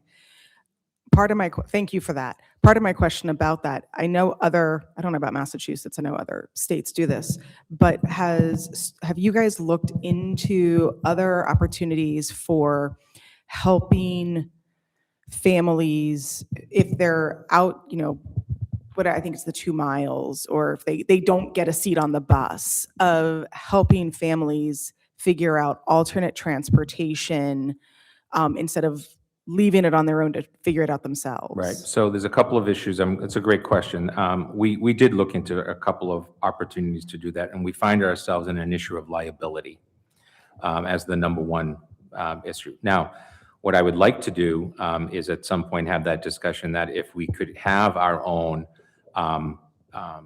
small minivans, even buses, what that would allow for is those special circumstances, even if it was at a minimal charge or no charge, because those buses could also be utilized for other things like our smaller sports teams when they travel. Instead of our large yellow bus taking them at X number of dollars and a flat fee, you would save some money. So that's the goal, and I'll leave that to the superintendent-elect, but it's a hard goal. It's not easy because it takes about 3 to 4 years to get that unless you're willing to buy transportation that is used. And that always comes with a lot of other sidebar issues. Okay. Then my third question, last summer was, I believe, the first summer that we did not have the summer STEM program at the middle school. I know the budget is very, very tight. I believe when we first did this program, it was a grant, and then we put it into the operating budget. Are there any additional grant opportunities out there to be able to bring things like that back? Yeah, so it's a great question as well. I will tell you that the superintendent-elect and the team are meeting on Friday to discuss summer programming. So we'll be able to give you a little bit more information. Within the operating budget, our ESY special education program is in there. There might be some EL grant money like we've had in the past, but in terms of things like STEM and all that, it's really, really dry right now in terms of the grant funds. I think a lot of that has to do with the status of the federal government and just saying, you know what, we're moving things in this direction and that direction, regardless of your philosophy. But even the private grants have somewhat dried out right now. But we're always looking for them. Thank you. Yep.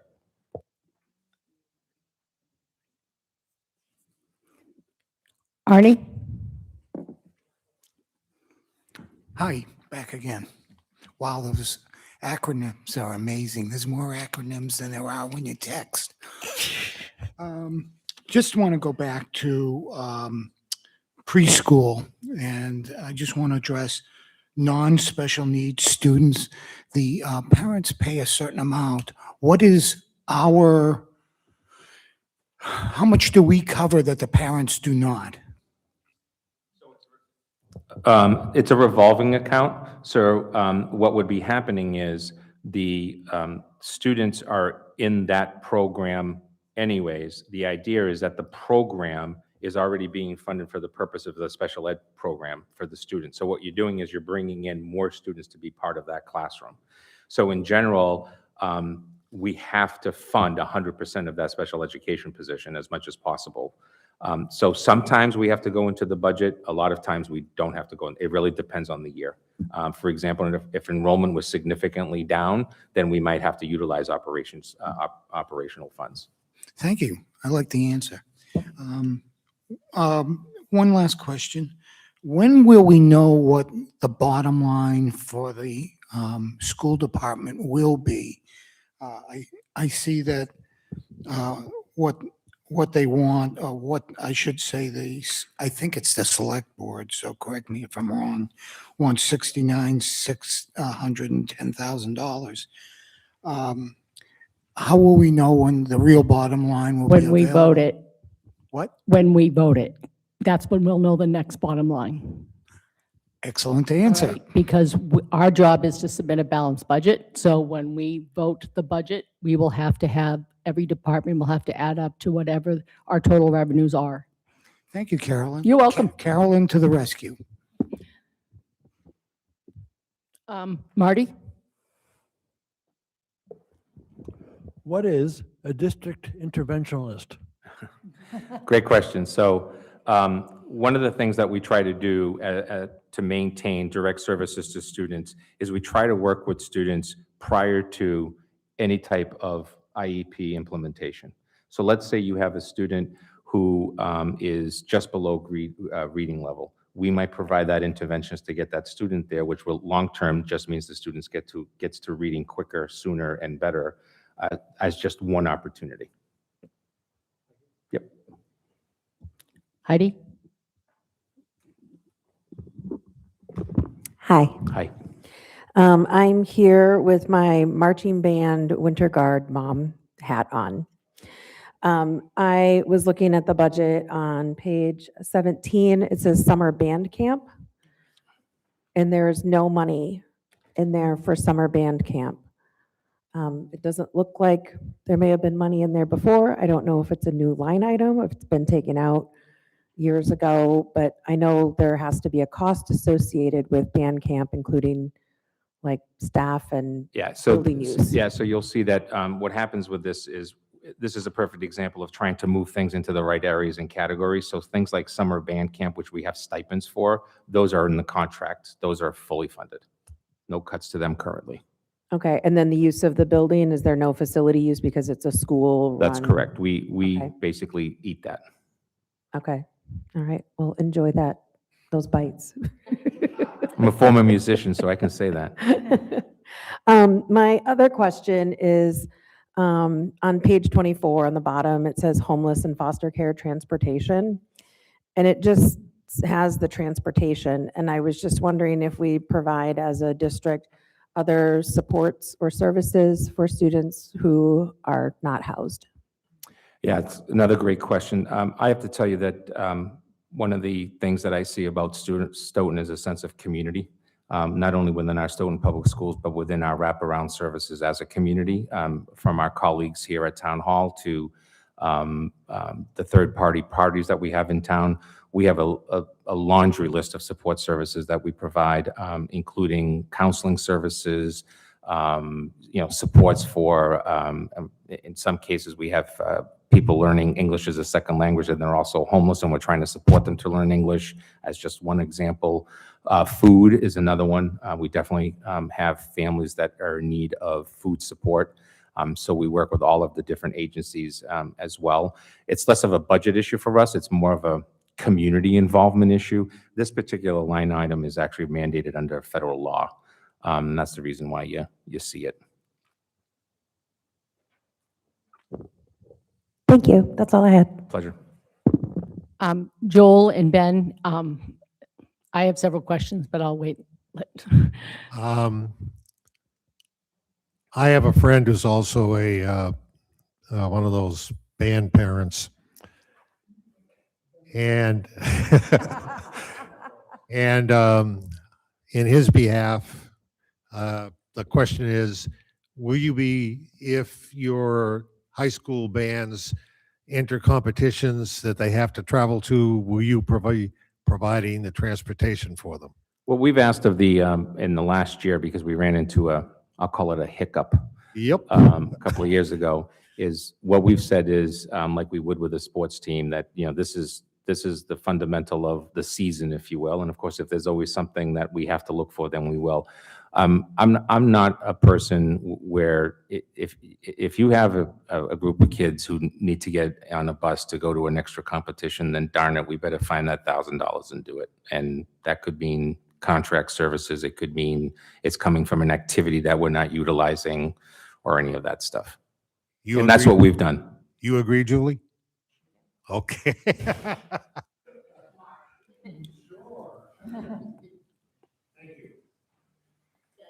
Ben?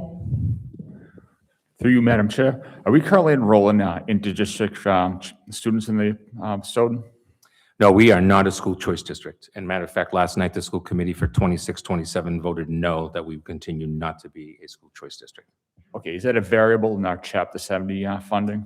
No, that is actually a separate funding. That funding under school choice is a flat $5,000 per student from a student that comes from another district into Stoughton.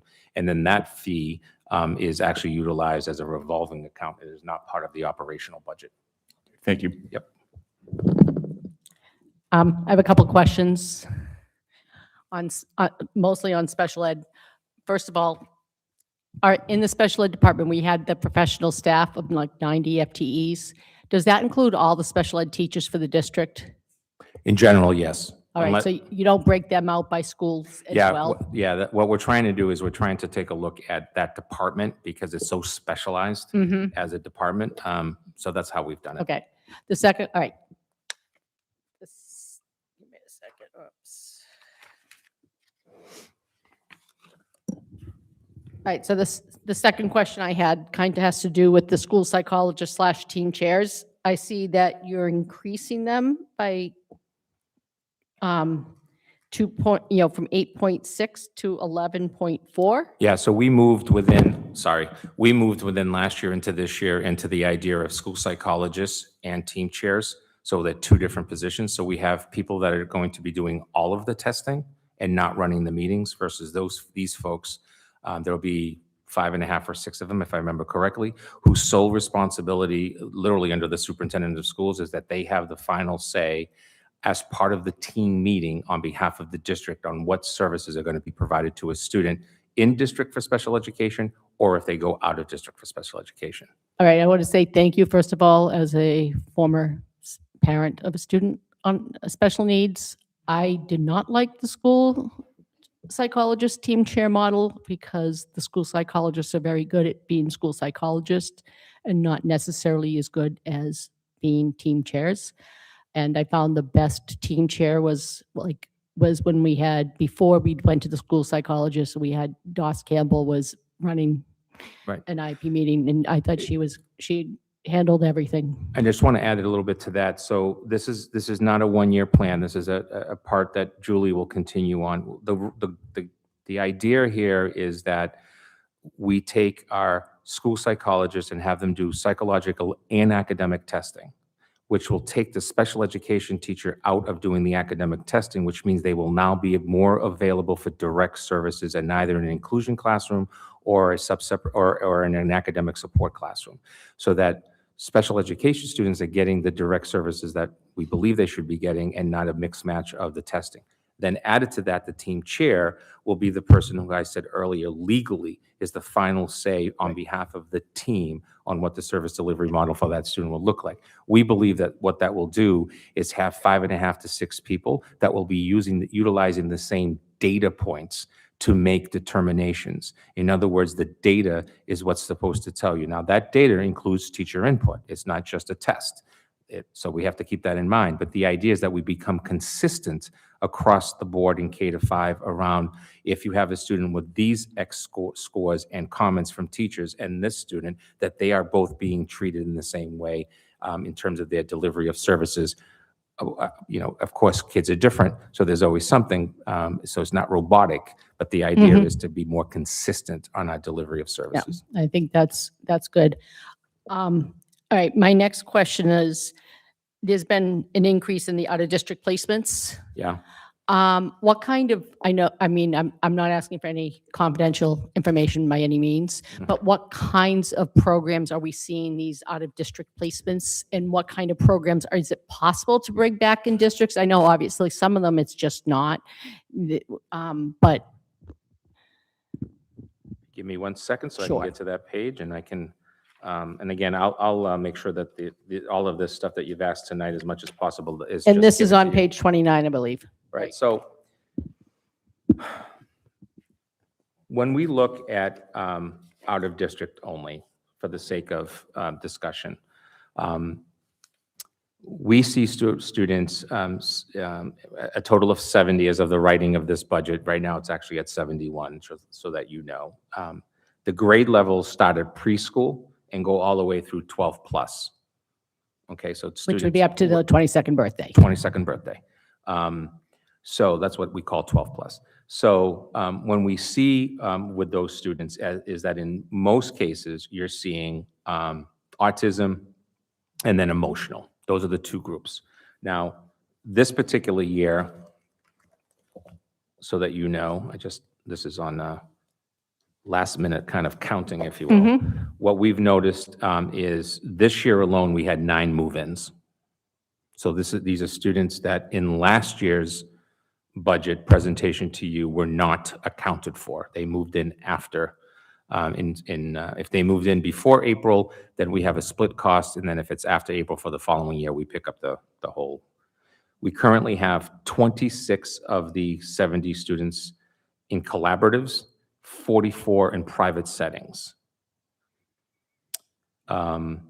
19 students in pre-K to 5, so more than likely long-term, those students will be in out-of-district placement, and 51 students in grades 6 to 12 plus, including, I won't say the number because I don't want to identify, but less than 10, it's typically the number I use, at the upper grades that over the next few years will age out and/or. So there could be a financial benefit to that in terms of that particular group. And again, Unless there's other groups, other students that are going to come up that meet the same profile. Exactly. Then the other part is, so that you're aware, when we look at our programming internally, what we've continued to do is grow programs. So currently at the Wilkins, we have a therapeutic learning classroom, and at the DAW, there's a total of 5 classrooms. I won't get into the number of students. I don't want to get, but we have 5 centers, if you will. We have our Getting Ready for Our World, or GROW program in preschool. Those are 2 different classrooms. We have the RISE program, the LC program, which is the Learning Center. We have the Alternating Learning Center, and then we have the language-based classroom at the Gibbons, the Hanson, and the South. And that's a total of 11 classrooms. And then at the middle school, we have a total of 7 classrooms that also go from the Reaching Independence Through Structured Education, or RISE program, then the Learning Center, the Alternative Learning Center, the Emotional Support Program, and the language-based classroom. And then as we move to the high school, we have the Therapeutic Learning Center, the Learning Center, and the Emotional Support Program, also accounting for approximately, for 6 classrooms. And all of those are funded and, are staffed by teachers, paraprofessionals. Could be 1 teacher, 2 paraprofessionals. It could be 1 and 1. It could be 1 and 3. It's typically 1 teacher with multiple paraprofessionals, depending on the need of the students. And then lastly, doesn't go with the out of district, but just for information, we have elementary inclusion students that range from 38 in one building to as many as over 50. Same thing at the middle school and the high school. Since I've been here, we have increased specialized programs by 4 classrooms. We have 2 more next year for a total of 6. So are the new programs all from the RISE program? So we have 'Cause I both. know that was a new one. Yeah, so we have both RISE programs as well as therapeutic learning centers, the TLCs and the alternative. Those are the growing ones. So all right, the TLC, the RISE, and then the Right. ALC programs? Yeah, I will tell you that we do have a very comprehensive internal review that we are doing. It's not ready for publication and discussion because it really needs input from a lot of other folks and potentially not potentially, in my opinion, long-term, our families. Yeah, Around definitely. the best way to deliver the service, which is the number one thing, right? The number one thing is the delivery of the service. Let's keep that in mind. No disrespect to FinCom and money.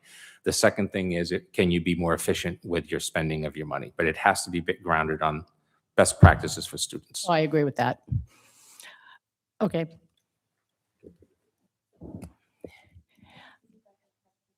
Sure, and then Dawn?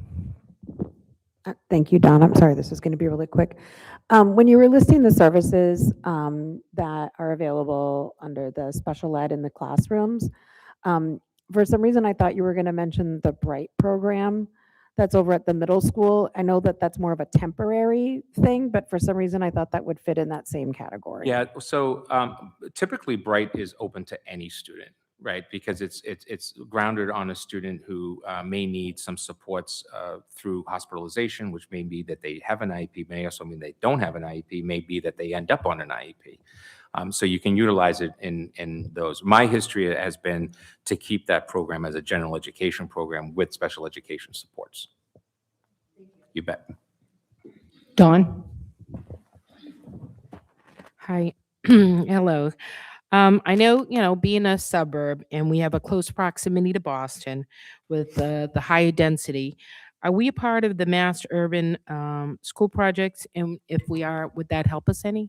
I'm just So curious. we are part of the Urban Superintendents Network, which consists of over 50 communities, a significant number of them what would be called suburban urban communities. In other words, we are a suburban community, but our school district is looking more and more urban in terms of our student population.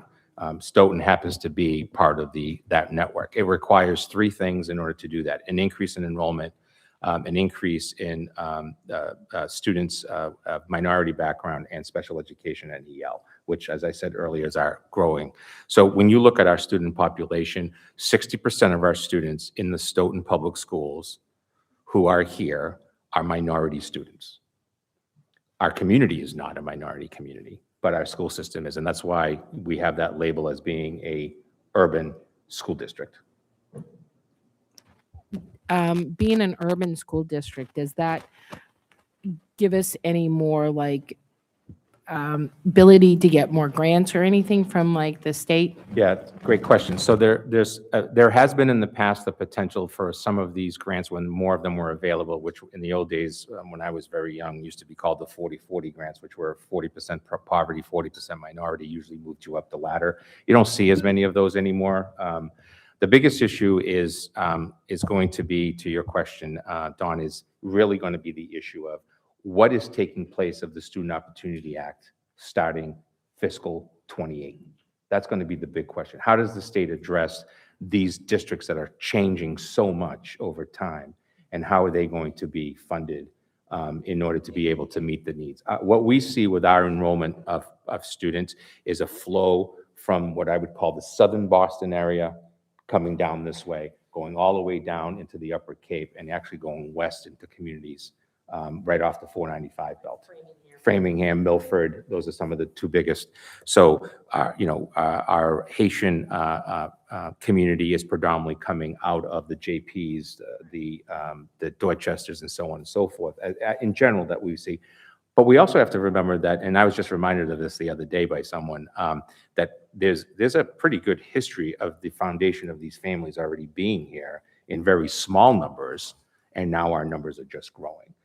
And as you know, this community at one time had a huge Portuguese Azorian community. I happen to be part of that, and that community is going away. And what we've seen is an increase in our ML and our EL population is predominantly a Brazilian population.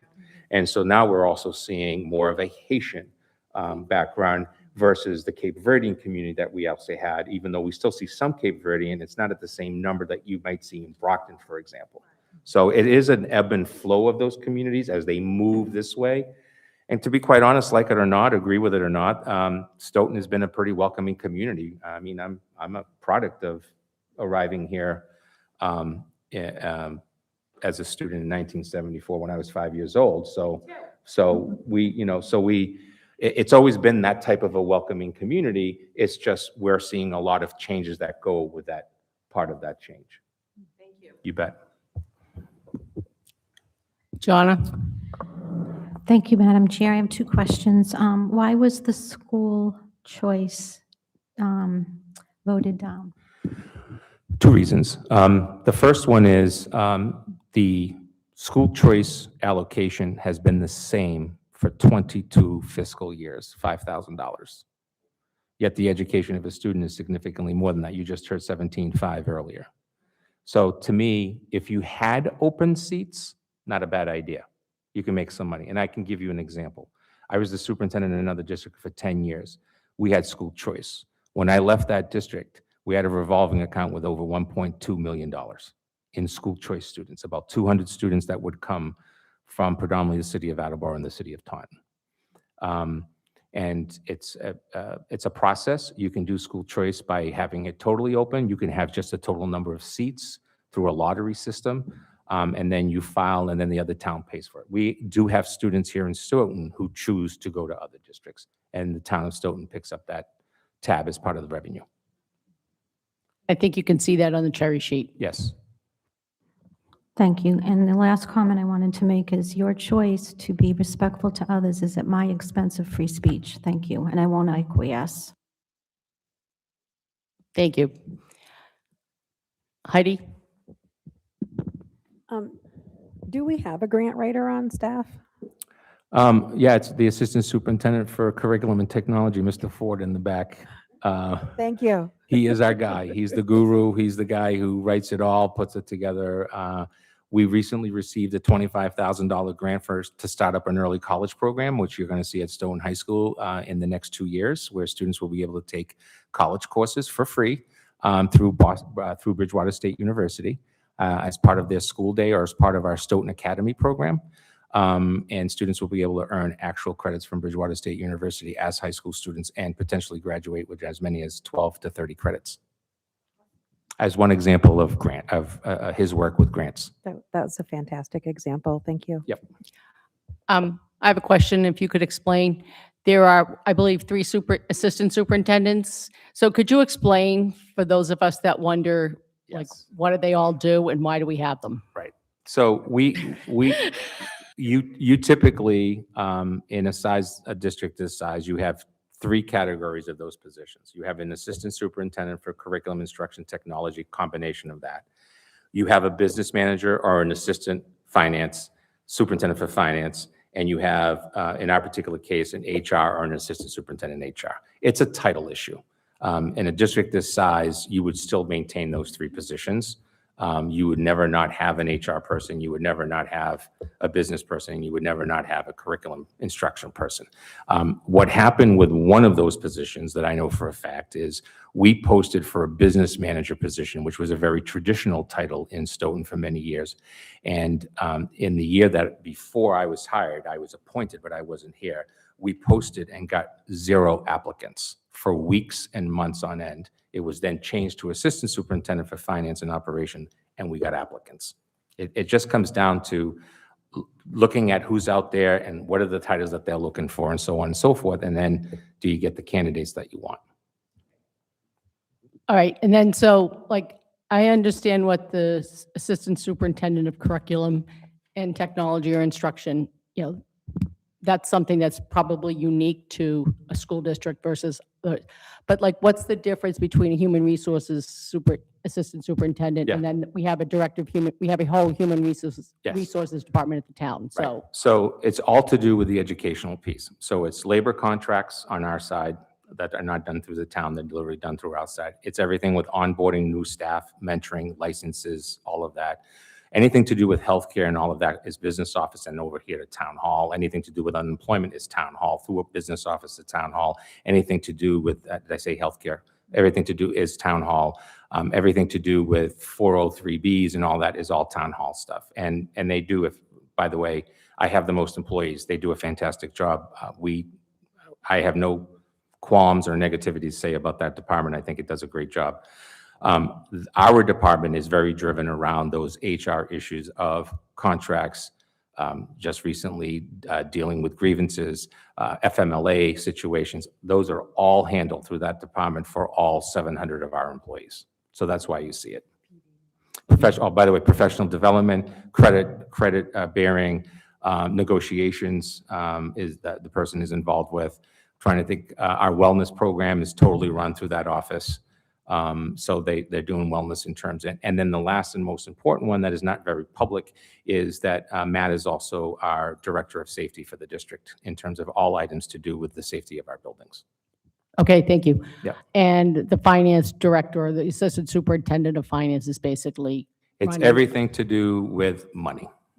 Anything and everything to do with money, procurement, all of that stuff goes through that office. They do all the procurement and everything through that office. It's procurement is a combination with my office, to be quite honest. That's just because of the model that I like to do. Right. But in general, it's everything to do with the budget process. It's everything to do with the contracts. It's everything to do with making sure that everybody's paid and all that other stuff. It's a process, right? Because by law, everything has to come to town hall. There's All no the question. payroll, everything has to go Everything, through it town goes hall. through here, and then, I hate to say it, I'm gonna guess, I'm saying this without having the knowledge, after all these years, that there is some duplication, there's no doubt.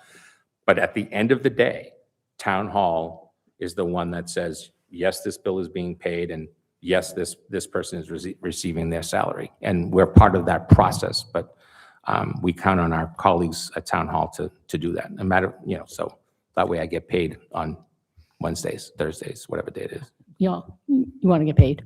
All right, thank you. That was my question. Are there any more questions from members of the committee? Okay, I'm going to open it up to members of the public. You can come up and ask questions on the budget or make a comment on the budget. Cynthia? If you could just please, and Cynthia, I'm sorry, Cynthia, you're already going to do this automatically, but could you please, when you do come up, state your name and address for the record? Cynthia Walsh, 1096 Park Street. I probably am the oldest person in the room. And I probably have more experience with the Stoughton school system than anyone else in the room since 1953. When I was a child, a long time ago, special needs meant that you were all clumped in a room, literally in the cellar of the Jones School, with one teacher, no aides. Whether it was a physical, mental, emotional, developmental issue, you were all in that class. You weren't allowed to play with the rest of us. I guess they thought that cerebral palsy was catchy, because some of the kids had that. If they walked with a limp, if they had a speech impediment, they were stuck in that room with that woman who, as far as I could tell, had no special training in special ed. What we have now is a huge improvement. Many of these special needs are hereditary.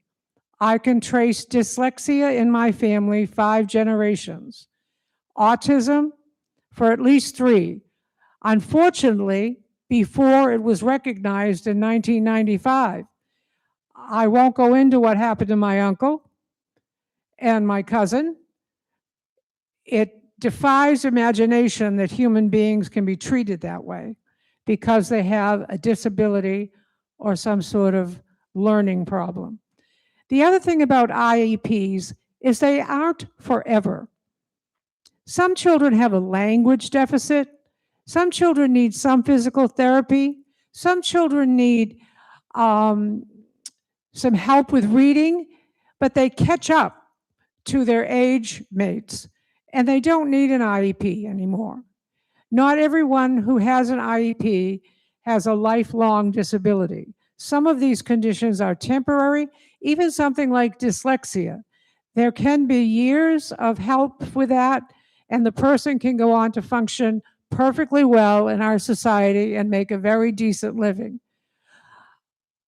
It bothers me that some people want to take the so-called models, I guess, versus the kids that are going to cost a little more money and pit them against each other.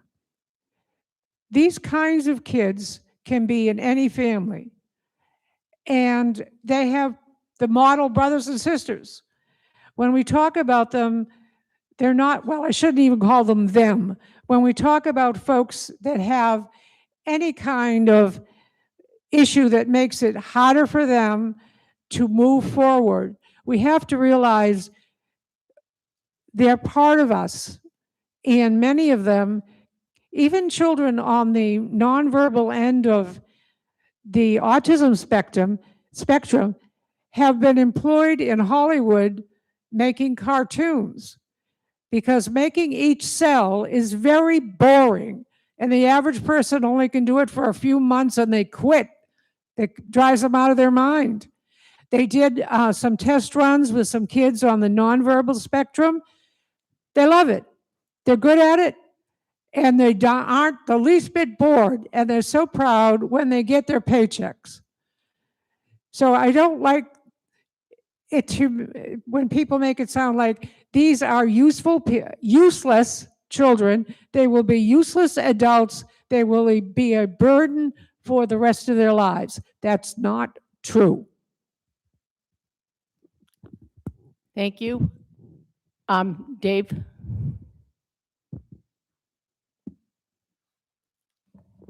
Thank you, Madam Chair. David Lurie, 18 Robinette Road.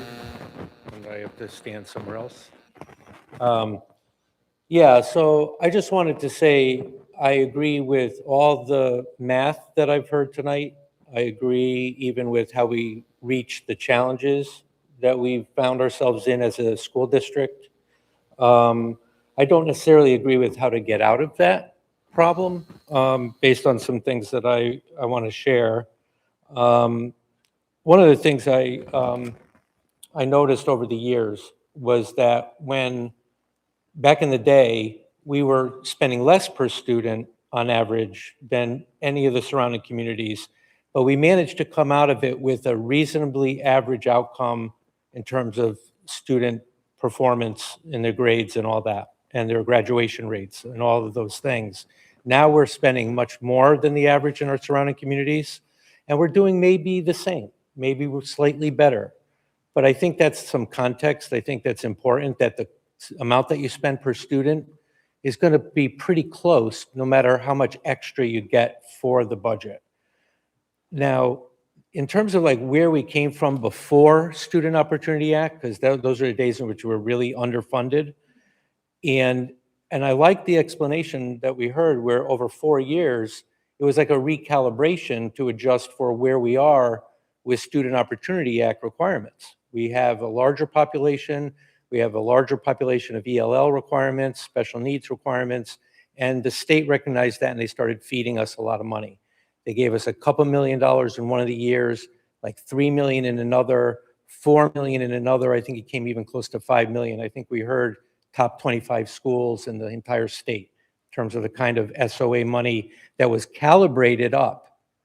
In the last year, it looks like, and I agree that the state made some kind of mistake in trying to roll all of the shelter students into our budget as if they were part of the regular general population, where in the beginning, it was $105 a day per student, as if it was a carve out, almost like an earmark, like a separate funding source, knowing that it might just be temporary. Let's not incorporate them because we might have to take that money back. So we don't want to mingle it in with the dependency of a Chapter 70 kind of thing. So, but on the way to reaching that, I did the math, and we're probably at least north of $9 million of SOA money before that extra year with all these extra funds rolling in. So when I think about the recalibration going up, shouldn't there also be a calibration back down by that last year? And when I think about the impact, I'm like, well, wait a minute, 3 million extra dollars for 200 students? Like, I originally thought that those kids were somehow at least absorbed into the classrooms, but it sounds like, no, we have to actually hire all these extra teachers in order to accommodate the 200, which seems absurd to me because the math doesn't add up. It's like 30 students per school or something. And I don't know how that would cause you to have to hire that many extra teachers. So I think that it should be relatively easy to recalibrate just down by that last, what is it, 15, 20% down from all the growth that you saw going up. I mean, we have at least 45 new teachers just in the first few years of SOA. Now you add the extra, what, maybe 15 teachers? I don't know. I'm just saying, we grew a lot of teachers before we have to calibrate back down just a little bit. So I think that when you look at the numbers, and by the way, there's some more math that came out in November. The town manager came out with a balanced budget. It never made it to a vote by the select board, even though it should. I think it's absurd that it doesn't. That's another- Actually, it's because of the charter. Well, the All right. charter also, you can go back and forth on that, and I don't mean to. Okay, because we I can think it's avoid that. absurd All right, because we've thank done you. it for decades without, okay? But the balanced budget came out when you see $69,610,219 plus a bump. It wasn't a decrease in Chapter 70. It was an increase of $310,938. So the actual balanced budget is $69,921,157, I should say. $69,921,157. You actually have a balanced budget number. That is the budget that we should be seeing at town meeting. In my estimation is, you already grew your recalibration up. You have to knock a little bit off in the last year to recalibrate to get the balance. And that balance incorporates that extra $9 million. It already includes that. They didn't take it away. It's rolled into Chapter 70, which is, as long as you maintain the enrollment, you should be okay, even after you lost the 200 students. So I'm just saying, bring to town meeting a balanced budget based on what the town said, 3.5% increase.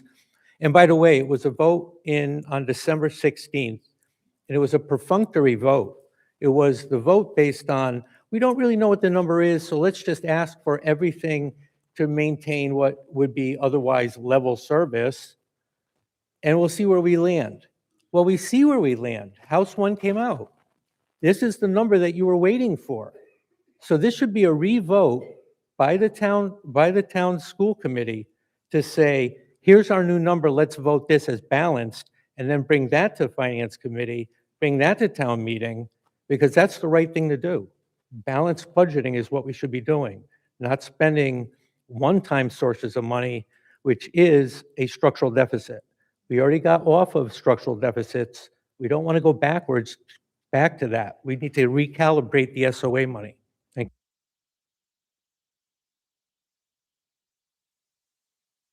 you. Anyone else? Come on up, Natasha.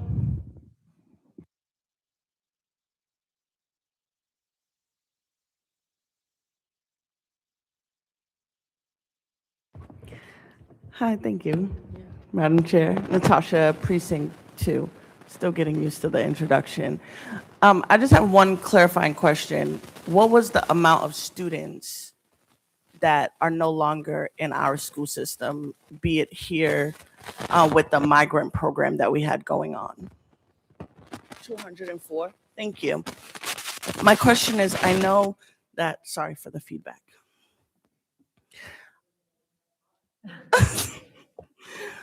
I know structurally our staffing was changed to accommodate those students in the classroom. They're gone. Although I completely agree with increasing budgets where necessary so that we have leveled services, my concern is how is the school committee and superintendent team ensuring that we are engaging the right staff? So we have a lot of staff with longevity, but are they the right staff meeting the needs of our students, or are they bodies taking up space and making it a situation where our administration team feels the need to keep hiring to meet the needs that our current staff cannot meet or are unwilling to meet?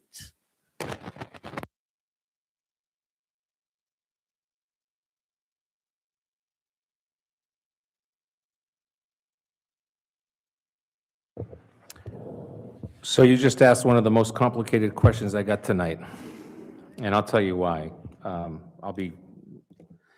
So meeting the needs of today's students in Stoughton or in areas where I've worked is pretty daunting, especially when you have the learning challenges that students have and/or you have a demographic shift of what takes place. This is not going to go over well with some, but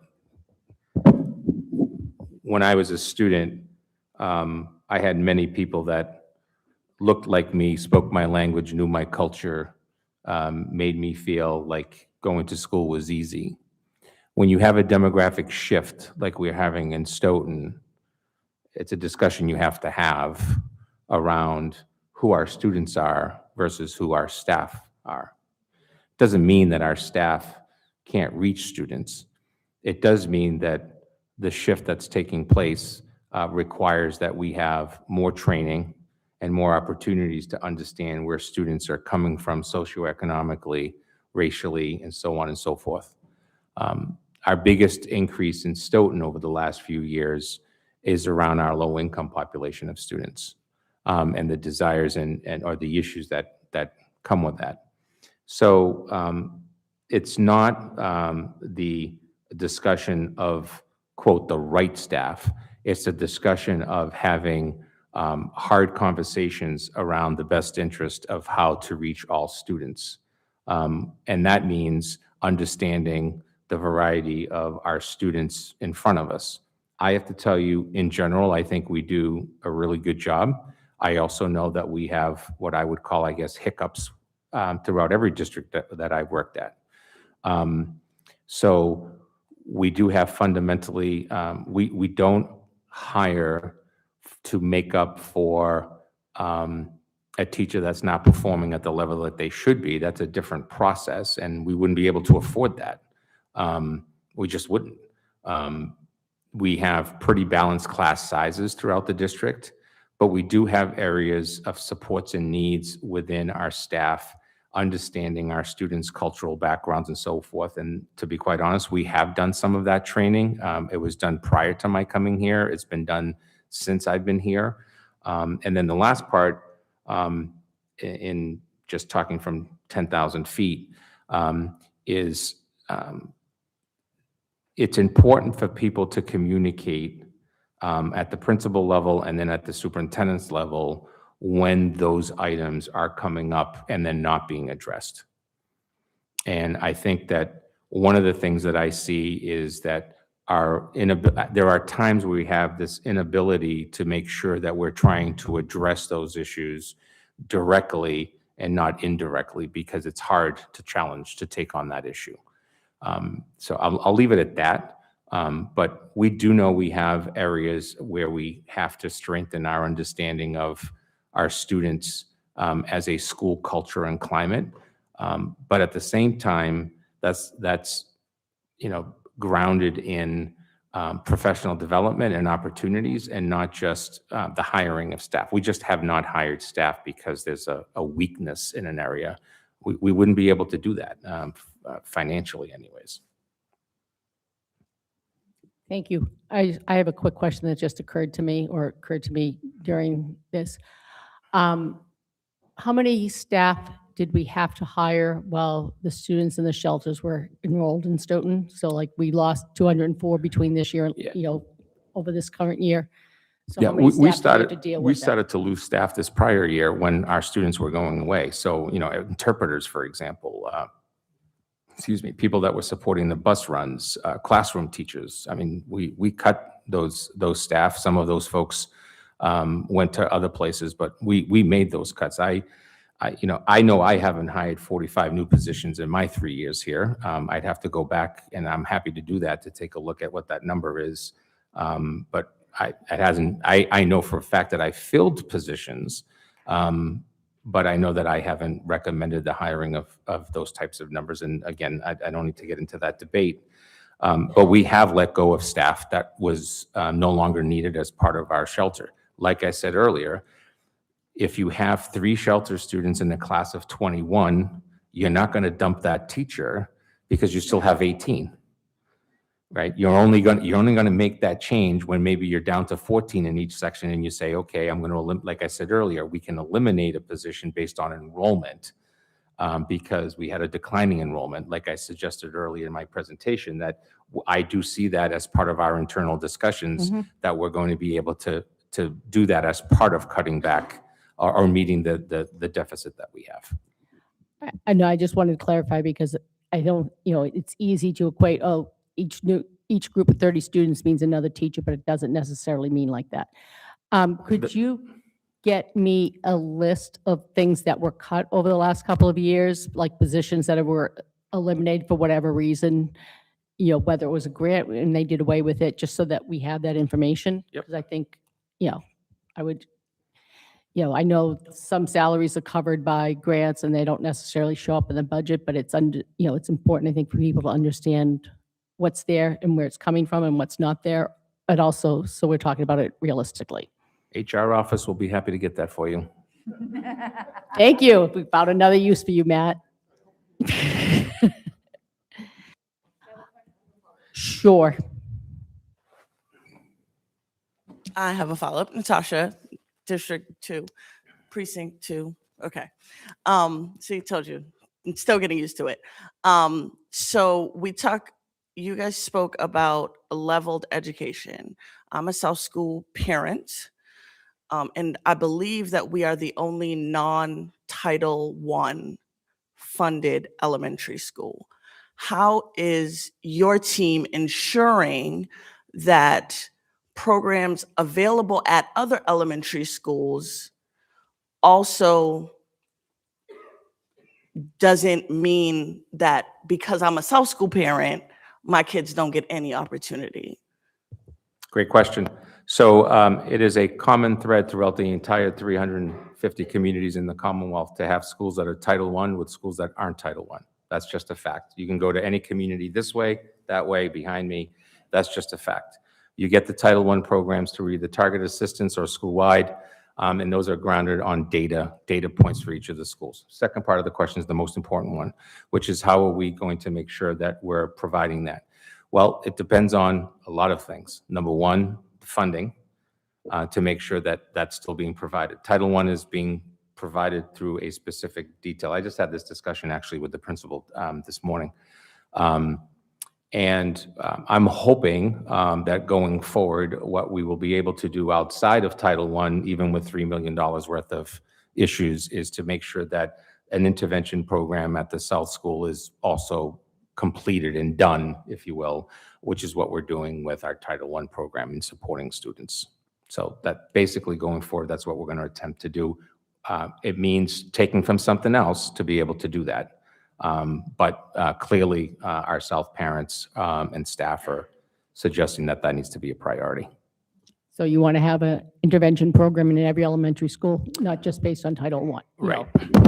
Title I may cover it in other schools, but you still want to have the same program in the South. Yeah, the issue that it comes down to is this has been an issue that I've seen for all 17 years. I mean, you have to make those decisions around the best utilization of Title I funds, which, by the way, are being cut by 10% next year. So another part of the, trying to figure out the deficit. So, but going forward, I believe that the goal is going to be the principal is looking at making a recommendation to make some changes within staff that would allow for that type of programming to still take place at the South. It may be full-time, it may be part-time. It all depends on the numbers and the needs. That is our one of our underlying core issues is this issue of equity across the board. But it's not equitable when you have a school with 400 students and a school with 265 students, and you have the same number of staff. right? Because if you have 140 more students in a school and you still have only 2 staff per school, that means that one school is already getting more services delivery, not in this particular case, but in other situations. So if you have 263 students in a school, X number are getting special education services, and you have 2 full-time SPED teachers with 263 and X number of students, you have more students at the Wilkins, or let's say the Daw with 400, and you still only have 2 special ed teachers.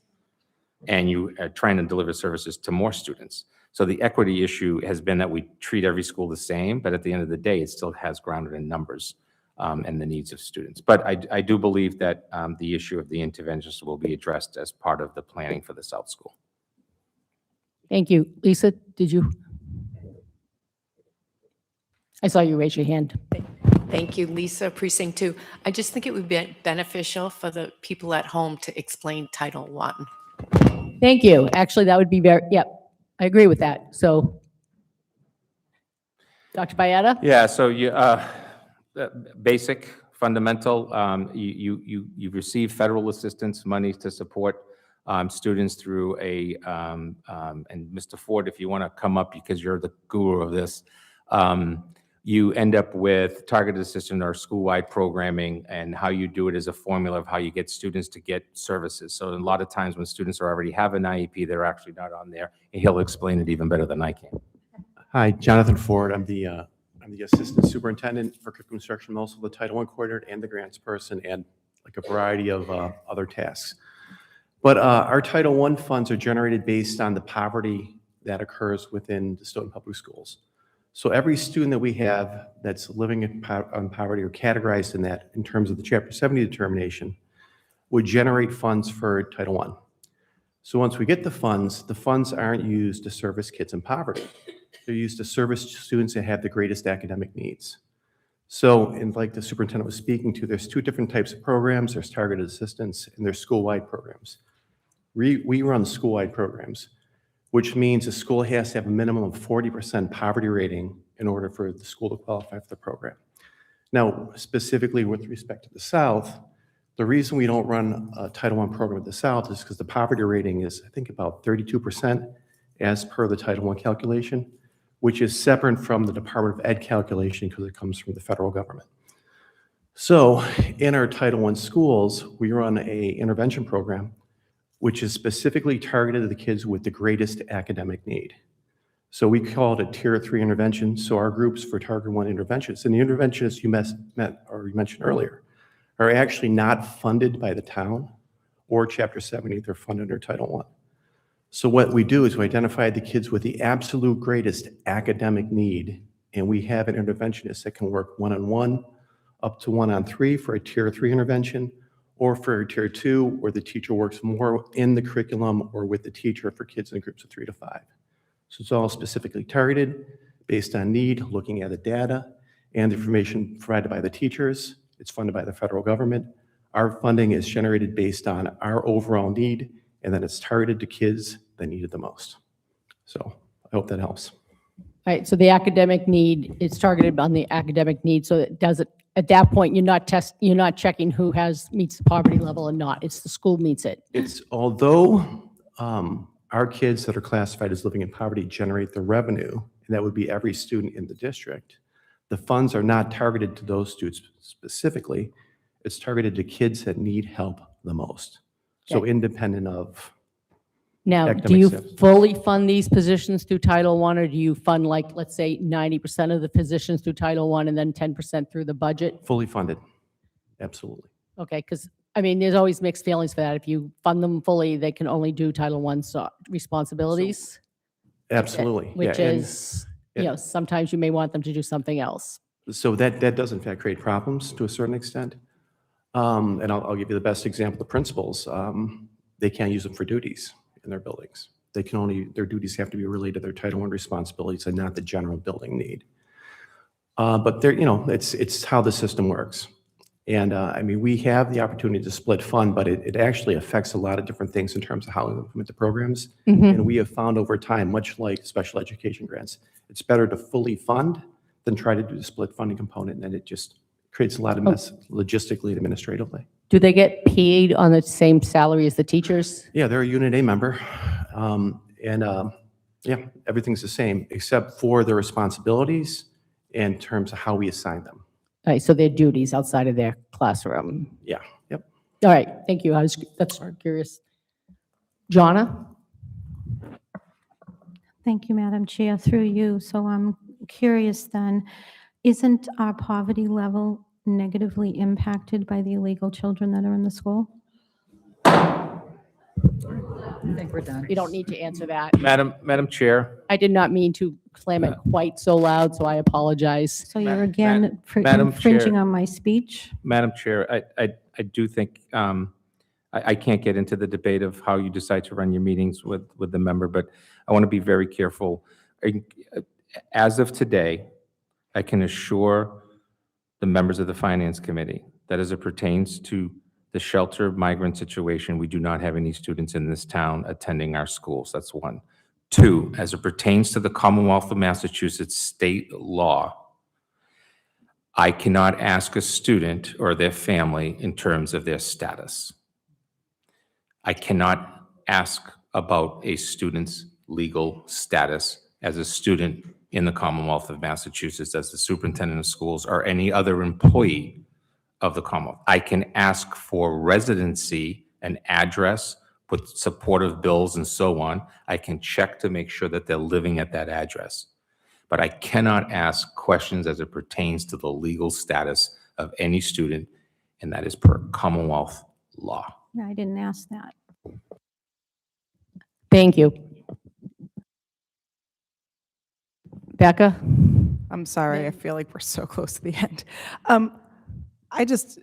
Do we qualify for E-rate or any other, I don't know if we are, do you know what E-rate is? Sure. Okay. Yeah, we qualify. I have to tell you that those numbers are coming down every single day. Could you tell us what E-rate is? And it's basically taking a look at everything to do with tech stuff that we're part of, telephones and all of that stuff that we utilize. On your cell phone bill, there's so- a US FCS, I believe, fee that everybody pays into, and it's called E-rate. And basically, it goes based on poverty levels. And so it used to go based on free and reduced lunch data. Correct. And then it allowed for like networking, wireless, that type of thing. So basically, school districts, it would equalize technological access. And allow for us to be able to, so I don't know, probably 17 years ago when I started as a superintendent, literally it was a six-figure number. Yes. And it would allow for us to work with those families and put technology, support them. And I mean, it was, a lot of that has gone away. Okay. Just not available.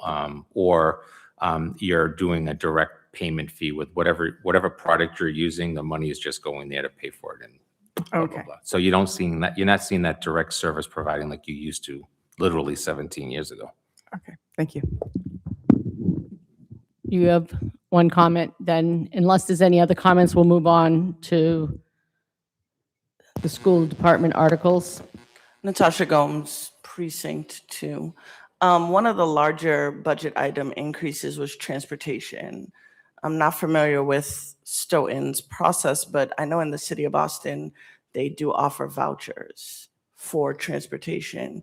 Do we not go after the state to fund transportation for those qualifying students? We do Or is not. it something different? I don't know. There is no voucher system within the yellow bus process. And then within special education, it's required that we pay for it. So all we can do, so it's in some ways I can address it this way. There is not a voucher system. There are the regulations with the 2 miles and all that stuff. However, we do work with families. This year alone, I've worked with a number of families. I have been granted permission through the process from the school committee that I can work with the family. I've had families try to do a payment plan even.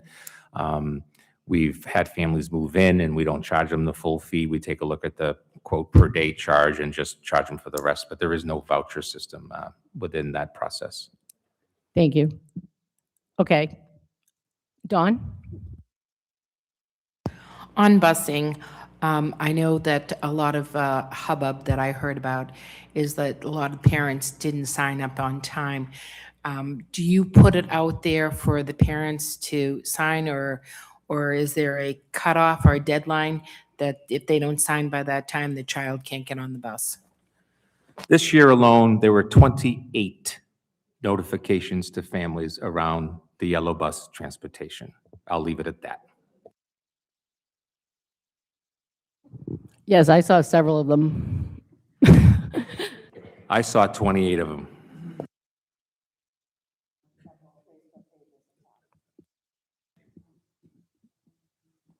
Okay.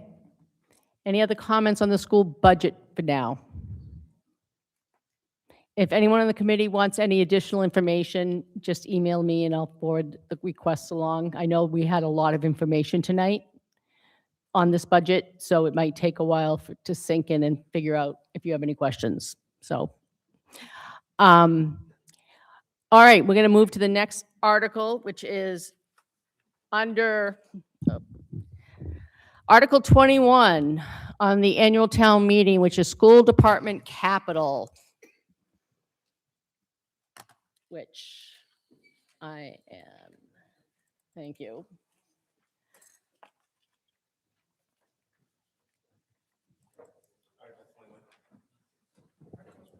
Yep. So, this is for the annual town meeting. There's also one on the special town meeting, all right? So Article 21, school department capital, which is vote to raise, appropriate, transfer, whatever, to get money to purchase the following. Item 1, exterior and interior door replacements at O'Donnell Middle School, estimated in the amount of $230,000. Item number 2, smart panel projector updates, estimated with the price of $436,330. And then item 3, Wilkins Elementary School Grant Decarbonization Project TBD. And the total amount of the article is estimated at $666,330.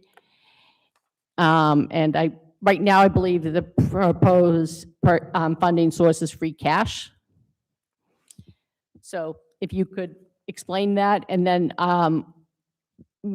would love a number for item 3 or have it removed, because I'm not going to recommend anything on a TBD basis.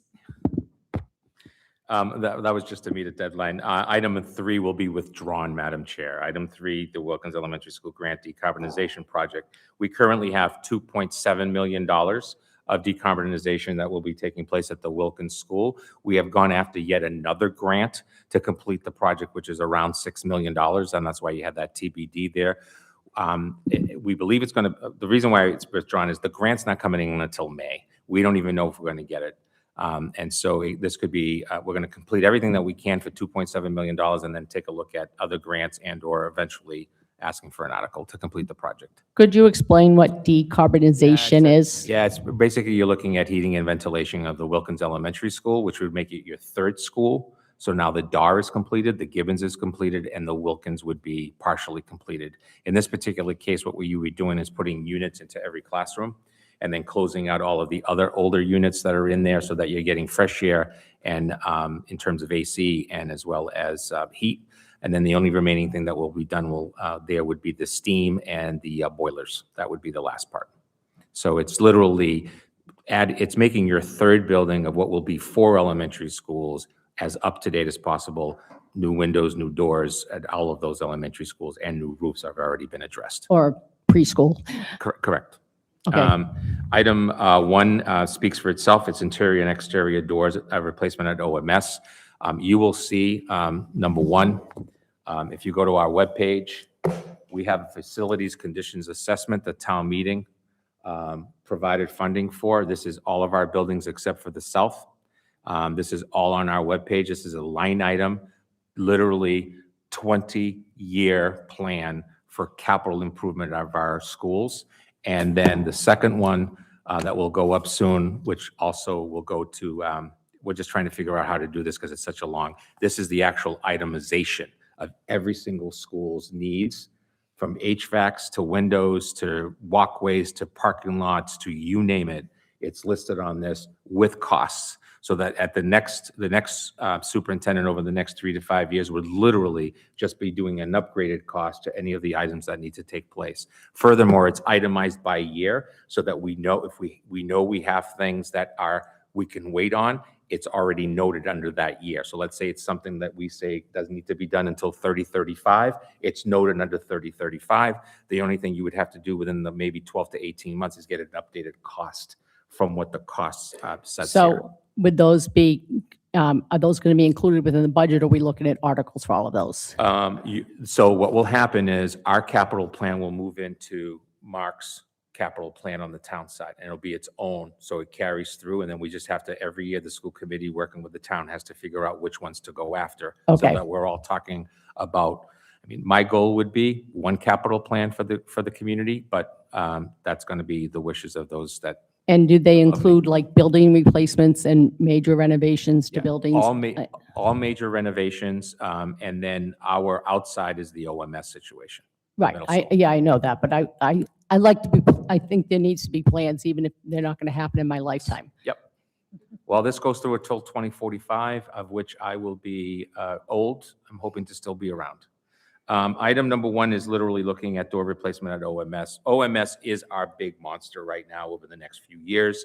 It will be where we spend most of our capital funds in order to get to the initial plan of building a new middle school, potentially as the high school is being paid off and is off the taxpayer, if you will. The only way to do that is literally to spend some money now through free cash in order to maintain that building as we can, because it is the building now that's struggling the most. The item number two is always the one that's a killer. And the reason why it's a killer is when you buy smart panels, you know, the projectors for classrooms, they all go at the same time. So literally, that's what you're seeing here. So this is a K-5 implementation. smart boards? Yes, smart boards, as we used to call them, the smart panels now. And the idea is, as we have a bunch of them that are already failing, we know the end of life for these are coming.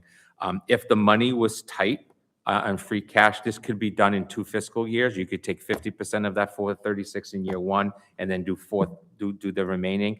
The only problem is usually the price will go up a little bit. You know, you could probably add another 5 to 7% on the cost, but still, if the money isn't here now, the school department is willing to be a partner in making sure that it works in that way. The other thing too is we've done a really good job, thanks to town meeting, with interior and exterior door replacements at all of our elementary schools, right? We did them as projects, accelerated repair projects, and we've also done them as we go projects when there's been free cash available with the capital. So literally, the middle school is the monster of where you're going to be spending some money over the next 5 to 10 years, and you see that in some of our other requests this year already. All right, Heidi? I'm going to put my winter guard mom hat on. For the exterior and interior door replacement, is it possible to get the main door at the OMS where the ramp is to widen that?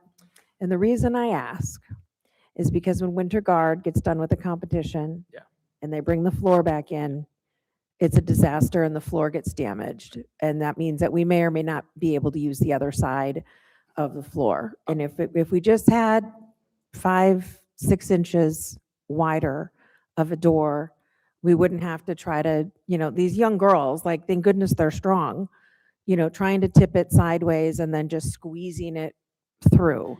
And it's just painful. So to I know witness. exactly what you're talking about, because I've actually gone down there because of complaints, and it's not within the scope of this project because it's a slightly bigger project than we think, because of the actual opening itself.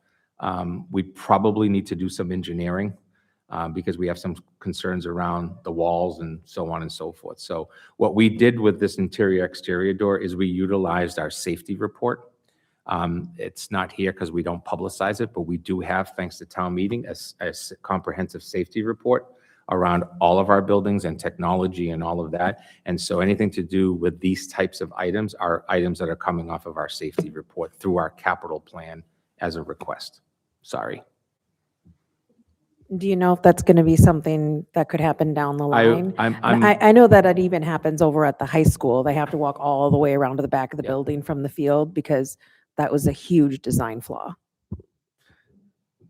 I can't address the design flaw, but I can tell you that I've been personally to the OMS situation. I know exactly what you're talking about. I'll make a note of it to see if we can prioritize it and see what would the cost be to prioritize it. It's not in this request, but that doesn't mean that it couldn't become part of this request because it's just, we went with this idea of interior, exterior doors. So if that becomes a priority and it's within the finances, we'll do it. You bet. Joel? I just have a real quick question on the doors. Before I do, Joe, I'd like to ask the status of two projects that we've approved in the past, both of which have to do with new entry vestibules at the Gibbons and the Daw. Could you tell us what the status of those are? Those are completed. Okay, so they're all complete and done? Correct. Okay, I wasn't sure. Thank you. Yep. The doors for the middle school, the exterior doors that include any electronics in terms of, Yeah, so any replacement, any current electronic replacement will also take place, but we do have potentially one area where we want to add an electronic situation or an electrical situation, and that's part of the project. as part of the budget? Because I don't see any backup here for the doors. Yeah, thing. and I'll get that to you. That's Oh, that's all right. I'll take your word for it. The biggest issue that we're having with it is we're seeing we're seeing a slight increase already since we put this together that we didn't account for, and things are coming at a higher cost than we anticipated. How's Well, that? I'm familiar with that problem. Okay. Thank you. Thank you. Oh, Ben, sorry. I keep pressing the buttons and then I forget if I've turned it on or off. So Through you, I Madam Chair. apologize. On the subject of OMS, given that we're putting money into this facility, will we be given a feasibility study on the option of doing a base level renovation on the building when the time comes? I can assure you that that will be required, but there's no way that MSBA is going to support a renovation addition of that project. The fundamentals of it, it's never been built as a middle school, it's built as a junior high. That's number one. Number two, its core is hurting, but you still have to go through that process. The idea of a new building MSBA project requires that you look at reno add, just reno add, and then new. Those are the three options. You always have to do all three as part of the process. Okay. On my next question, on those smart projectors, is it just one that's failed, or is there multiple ones that have failed? So typically what happens, I hate to say it this way, let's say you buy 40, within 2 years, 18 months to 24 months, you start to see every single one of them go. And they last, I mean, these are not 3 or 5 years old, right? We're working these out 10 years. But what starts to happen is they just start to go, and there are no part replacements for these because the company's just not giving you part replacements. You got to go new. So that's what's happening. Okay, and this is throughout all different schools and then? It's our elementary schools that we're targeting. Yep. Okay, thank you. Yep. Dawn? On these smart panels, do they get recycled? Great question. Yes, we do everything that we can to recycle. And actually just today's Wednesday? Yeah, Monday, I received yet another company that's looking to do recycling at limited to no cost to us. So yes, thanks. Great question. All right. How long do smart panels are expected to last? It's usage, right? That's number one. Number two, I mean, we're going out 10 years in most of them. Their lifespan is all about usage. So at the elementary level, I mean, we do a lot of kids standing up, going up, tracing things and so on and so forth. So it's all about the usage. So like if we're using it at elementary level, we could expect new ones to last like 5, 6 years? Yeah, I would say you can easily go out 7 to 8 years. All right, thank you. And we've gone out 10 and more with these.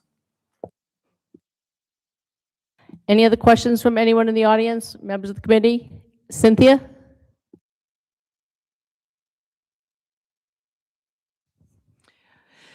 Cynthia Walsh, 1096 Park Street.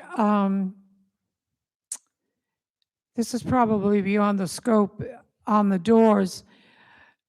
organizational town meeting is held in the cafeteria at the middle school, the only way I can get in is the main entrance and then walk the length of the building to get to the cafeteria. Now, your custodians have been princes as far as helping the old girl make the journey. It's not just a mobility issue. I have congestive heart failure. I can only move for just a certain length of time. Has there been any thought to putting some sort of ramp, even temporary, at the door nearest the cafeteria so I can relax a little? I have not thought about temporary ramp, but now that you mentioned that, I just wrote it down, and I will be happy to get back to you on that. That might be something we can look at. I think there's going to be some scope issues with a temporary ramp in a public building. I don't know if we can just do it for the next 10 years, if you will. Well, the next 10 years, I'll be 88, so the chances of my still being in town meeting are slim and none.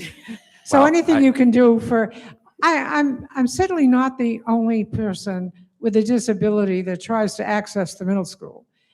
And if people are coming in that way, other than me, yeah, even the guy delivering cookies or whatever might appreciate the ramp being closer to the cafeteria so he can just wheel it up. I'll make note of it. I just did, and I will make sure that I get back to you. Great question. Are there any other questions from members of the audience on Article 21? All right, the next item on the agenda is Article 26, which is really not a school article, but I just put it on here briefly in case you had any, where the Dennison complex is next to the middle school. Yeah. I'm just speaking as the superintendent. Article 26 has a request at the Dennison Athletic Complex, which I fully support as your superintendent of schools. And if I was a town meeting member, I'd vote for it. I just want to go on the record, for the sake of information only, that there's going to have to be a decision down the road about where to build a new middle school. And the likelihood is that a new middle school would go close to the high school, and where these fields are in return, the MSBA project would have new fields being built on where the current middle school is. I just want to enter that into the record. I fully support all of this. It's not my business, but I do think that 10 years from now, I don't want to see my name being blamed for it. Thank you. All right, that's really, I just wanted to get that information, the courtesy. Next, we will move on to the special town meeting. We have Article 11, which is the deposit to a special education stabilization fund, which I believe we're currently looking at $500,000.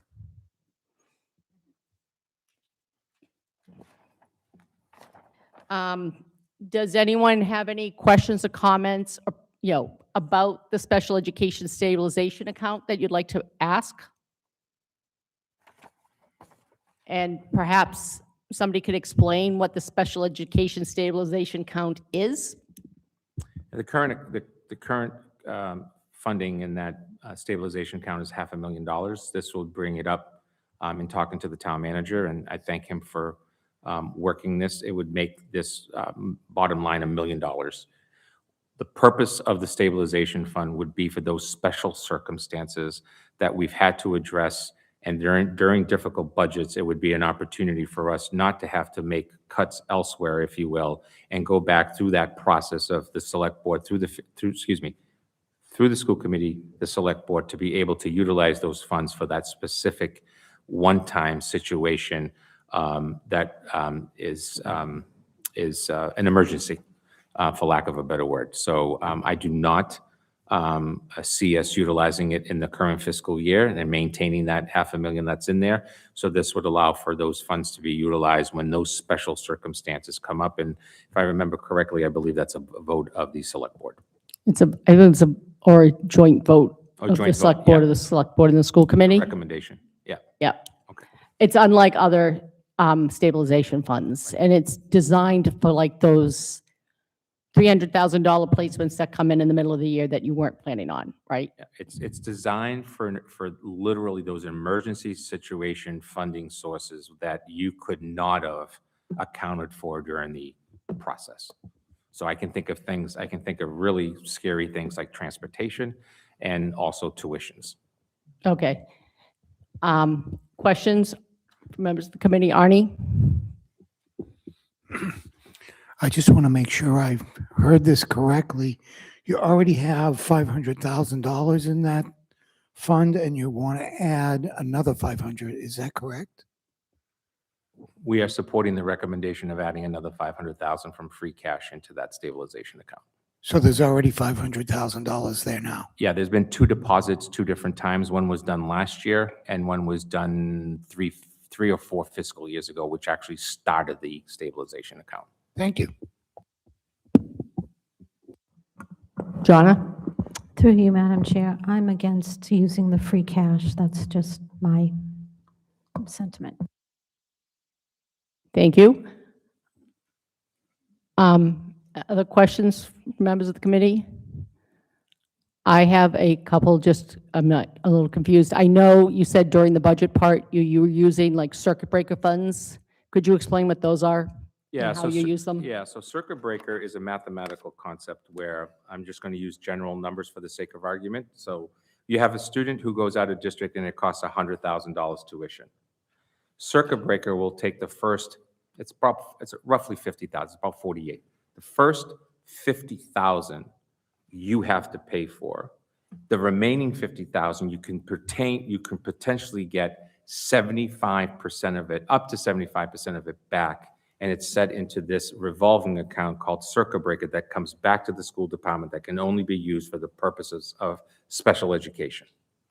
And it's utilized literally for special education costs out of district in most cases, and or transportation. So if you think about it, you're never getting 100% back of anything. And the first 50,000 you're paying.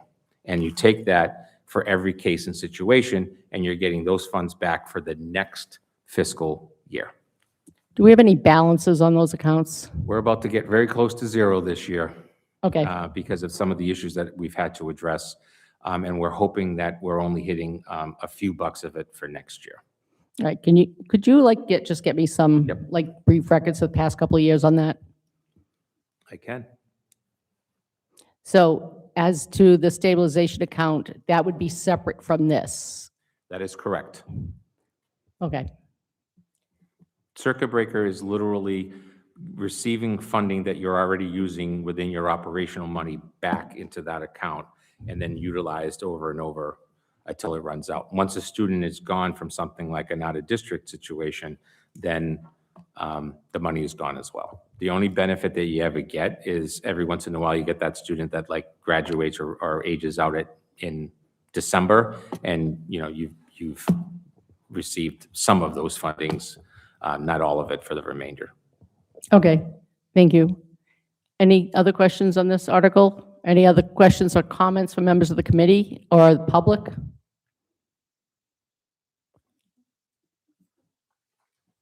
Oh, all right. Now we will move to special town meeting, Article 18, School Department Capital. And which we are looking at a grand total of $179,000 for the following. Item 1, classroom window shade replacement at O'Donnell Middle School for $45,000. Item 2, additional and replacement AED boxes for $13,000. Item 3, additional card access and vestibule updates for $50,000. Item 4, replacement of rooftop units at O'Donnell Middle School for $35,000 and replacement of interior decking at O'Donnell Middle School for $36,000. And I believe everything is going to be funded through free cash. At least that's the current proposal. So if you could. Sure. So each of these is noted in either is noted in our internal safety report as issues that we need to address. The window shade replacement at OMS is exactly that. If you take a look at window shades, some of you may not think of it this way, but the fact is at the end of the day, window shades are both a health issue, but they're also a huge safety issue.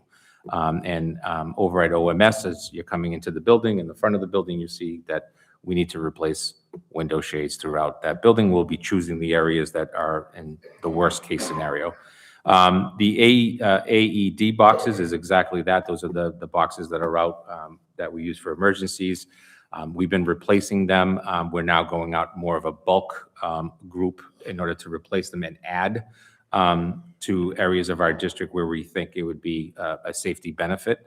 The card access and the vestibule updates are exactly that. Card access is literally how we get into our buildings. We're adding a few. We have a situation right now where we have to have a key access with kindergarten students, and it's a very poor idea to do that. If we have the card access, it's quicker, safer to get into buildings, eliminates the keys.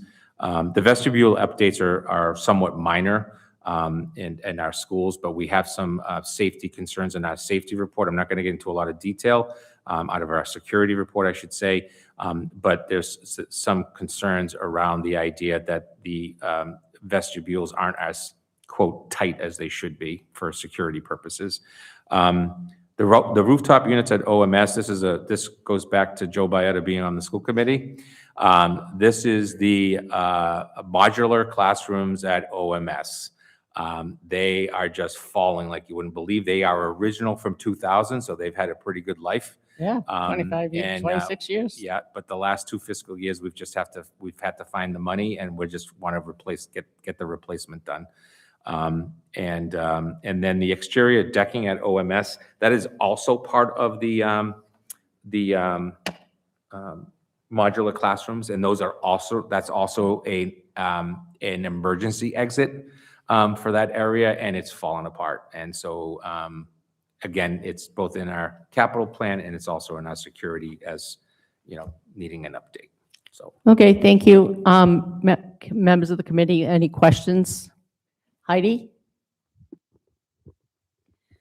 If these are considered safety issues, how much of this could be fulfilled using a grant, giving us the possibility of not having to spend the entire $179,000? I'm specifically looking at the AED boxes. Yeah, if I could find the grants. So I think I know what you're talking about in terms of, in the past, we've been able to go after AED grants. They're just not, they're so competitive, they're not out there. And what we're trying to do right now is we have a couple of them that are literally shot.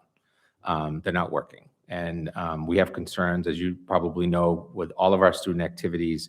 Our athletic trainers got them, coaches have got them. What we're trying to do is maintain what we have as we have here at Town Hall and all the other buildings, and that's all it is. I think it's 2 additional, if I remember correctly off the top of my head, and then the other ones are all replacements because of age. Sorry. Any other questions from members of the committee? Questions or comments from members of the audience?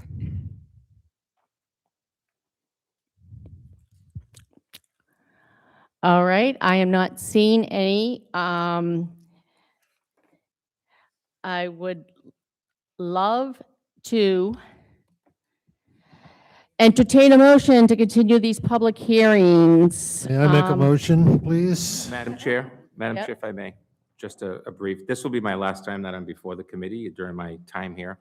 I just want to thank those of you that we've agreed to disagree. I appreciate the time and an effort because I know the amount of weeks and hours that you spend in here away from your own families to do this for the town of Stoughton.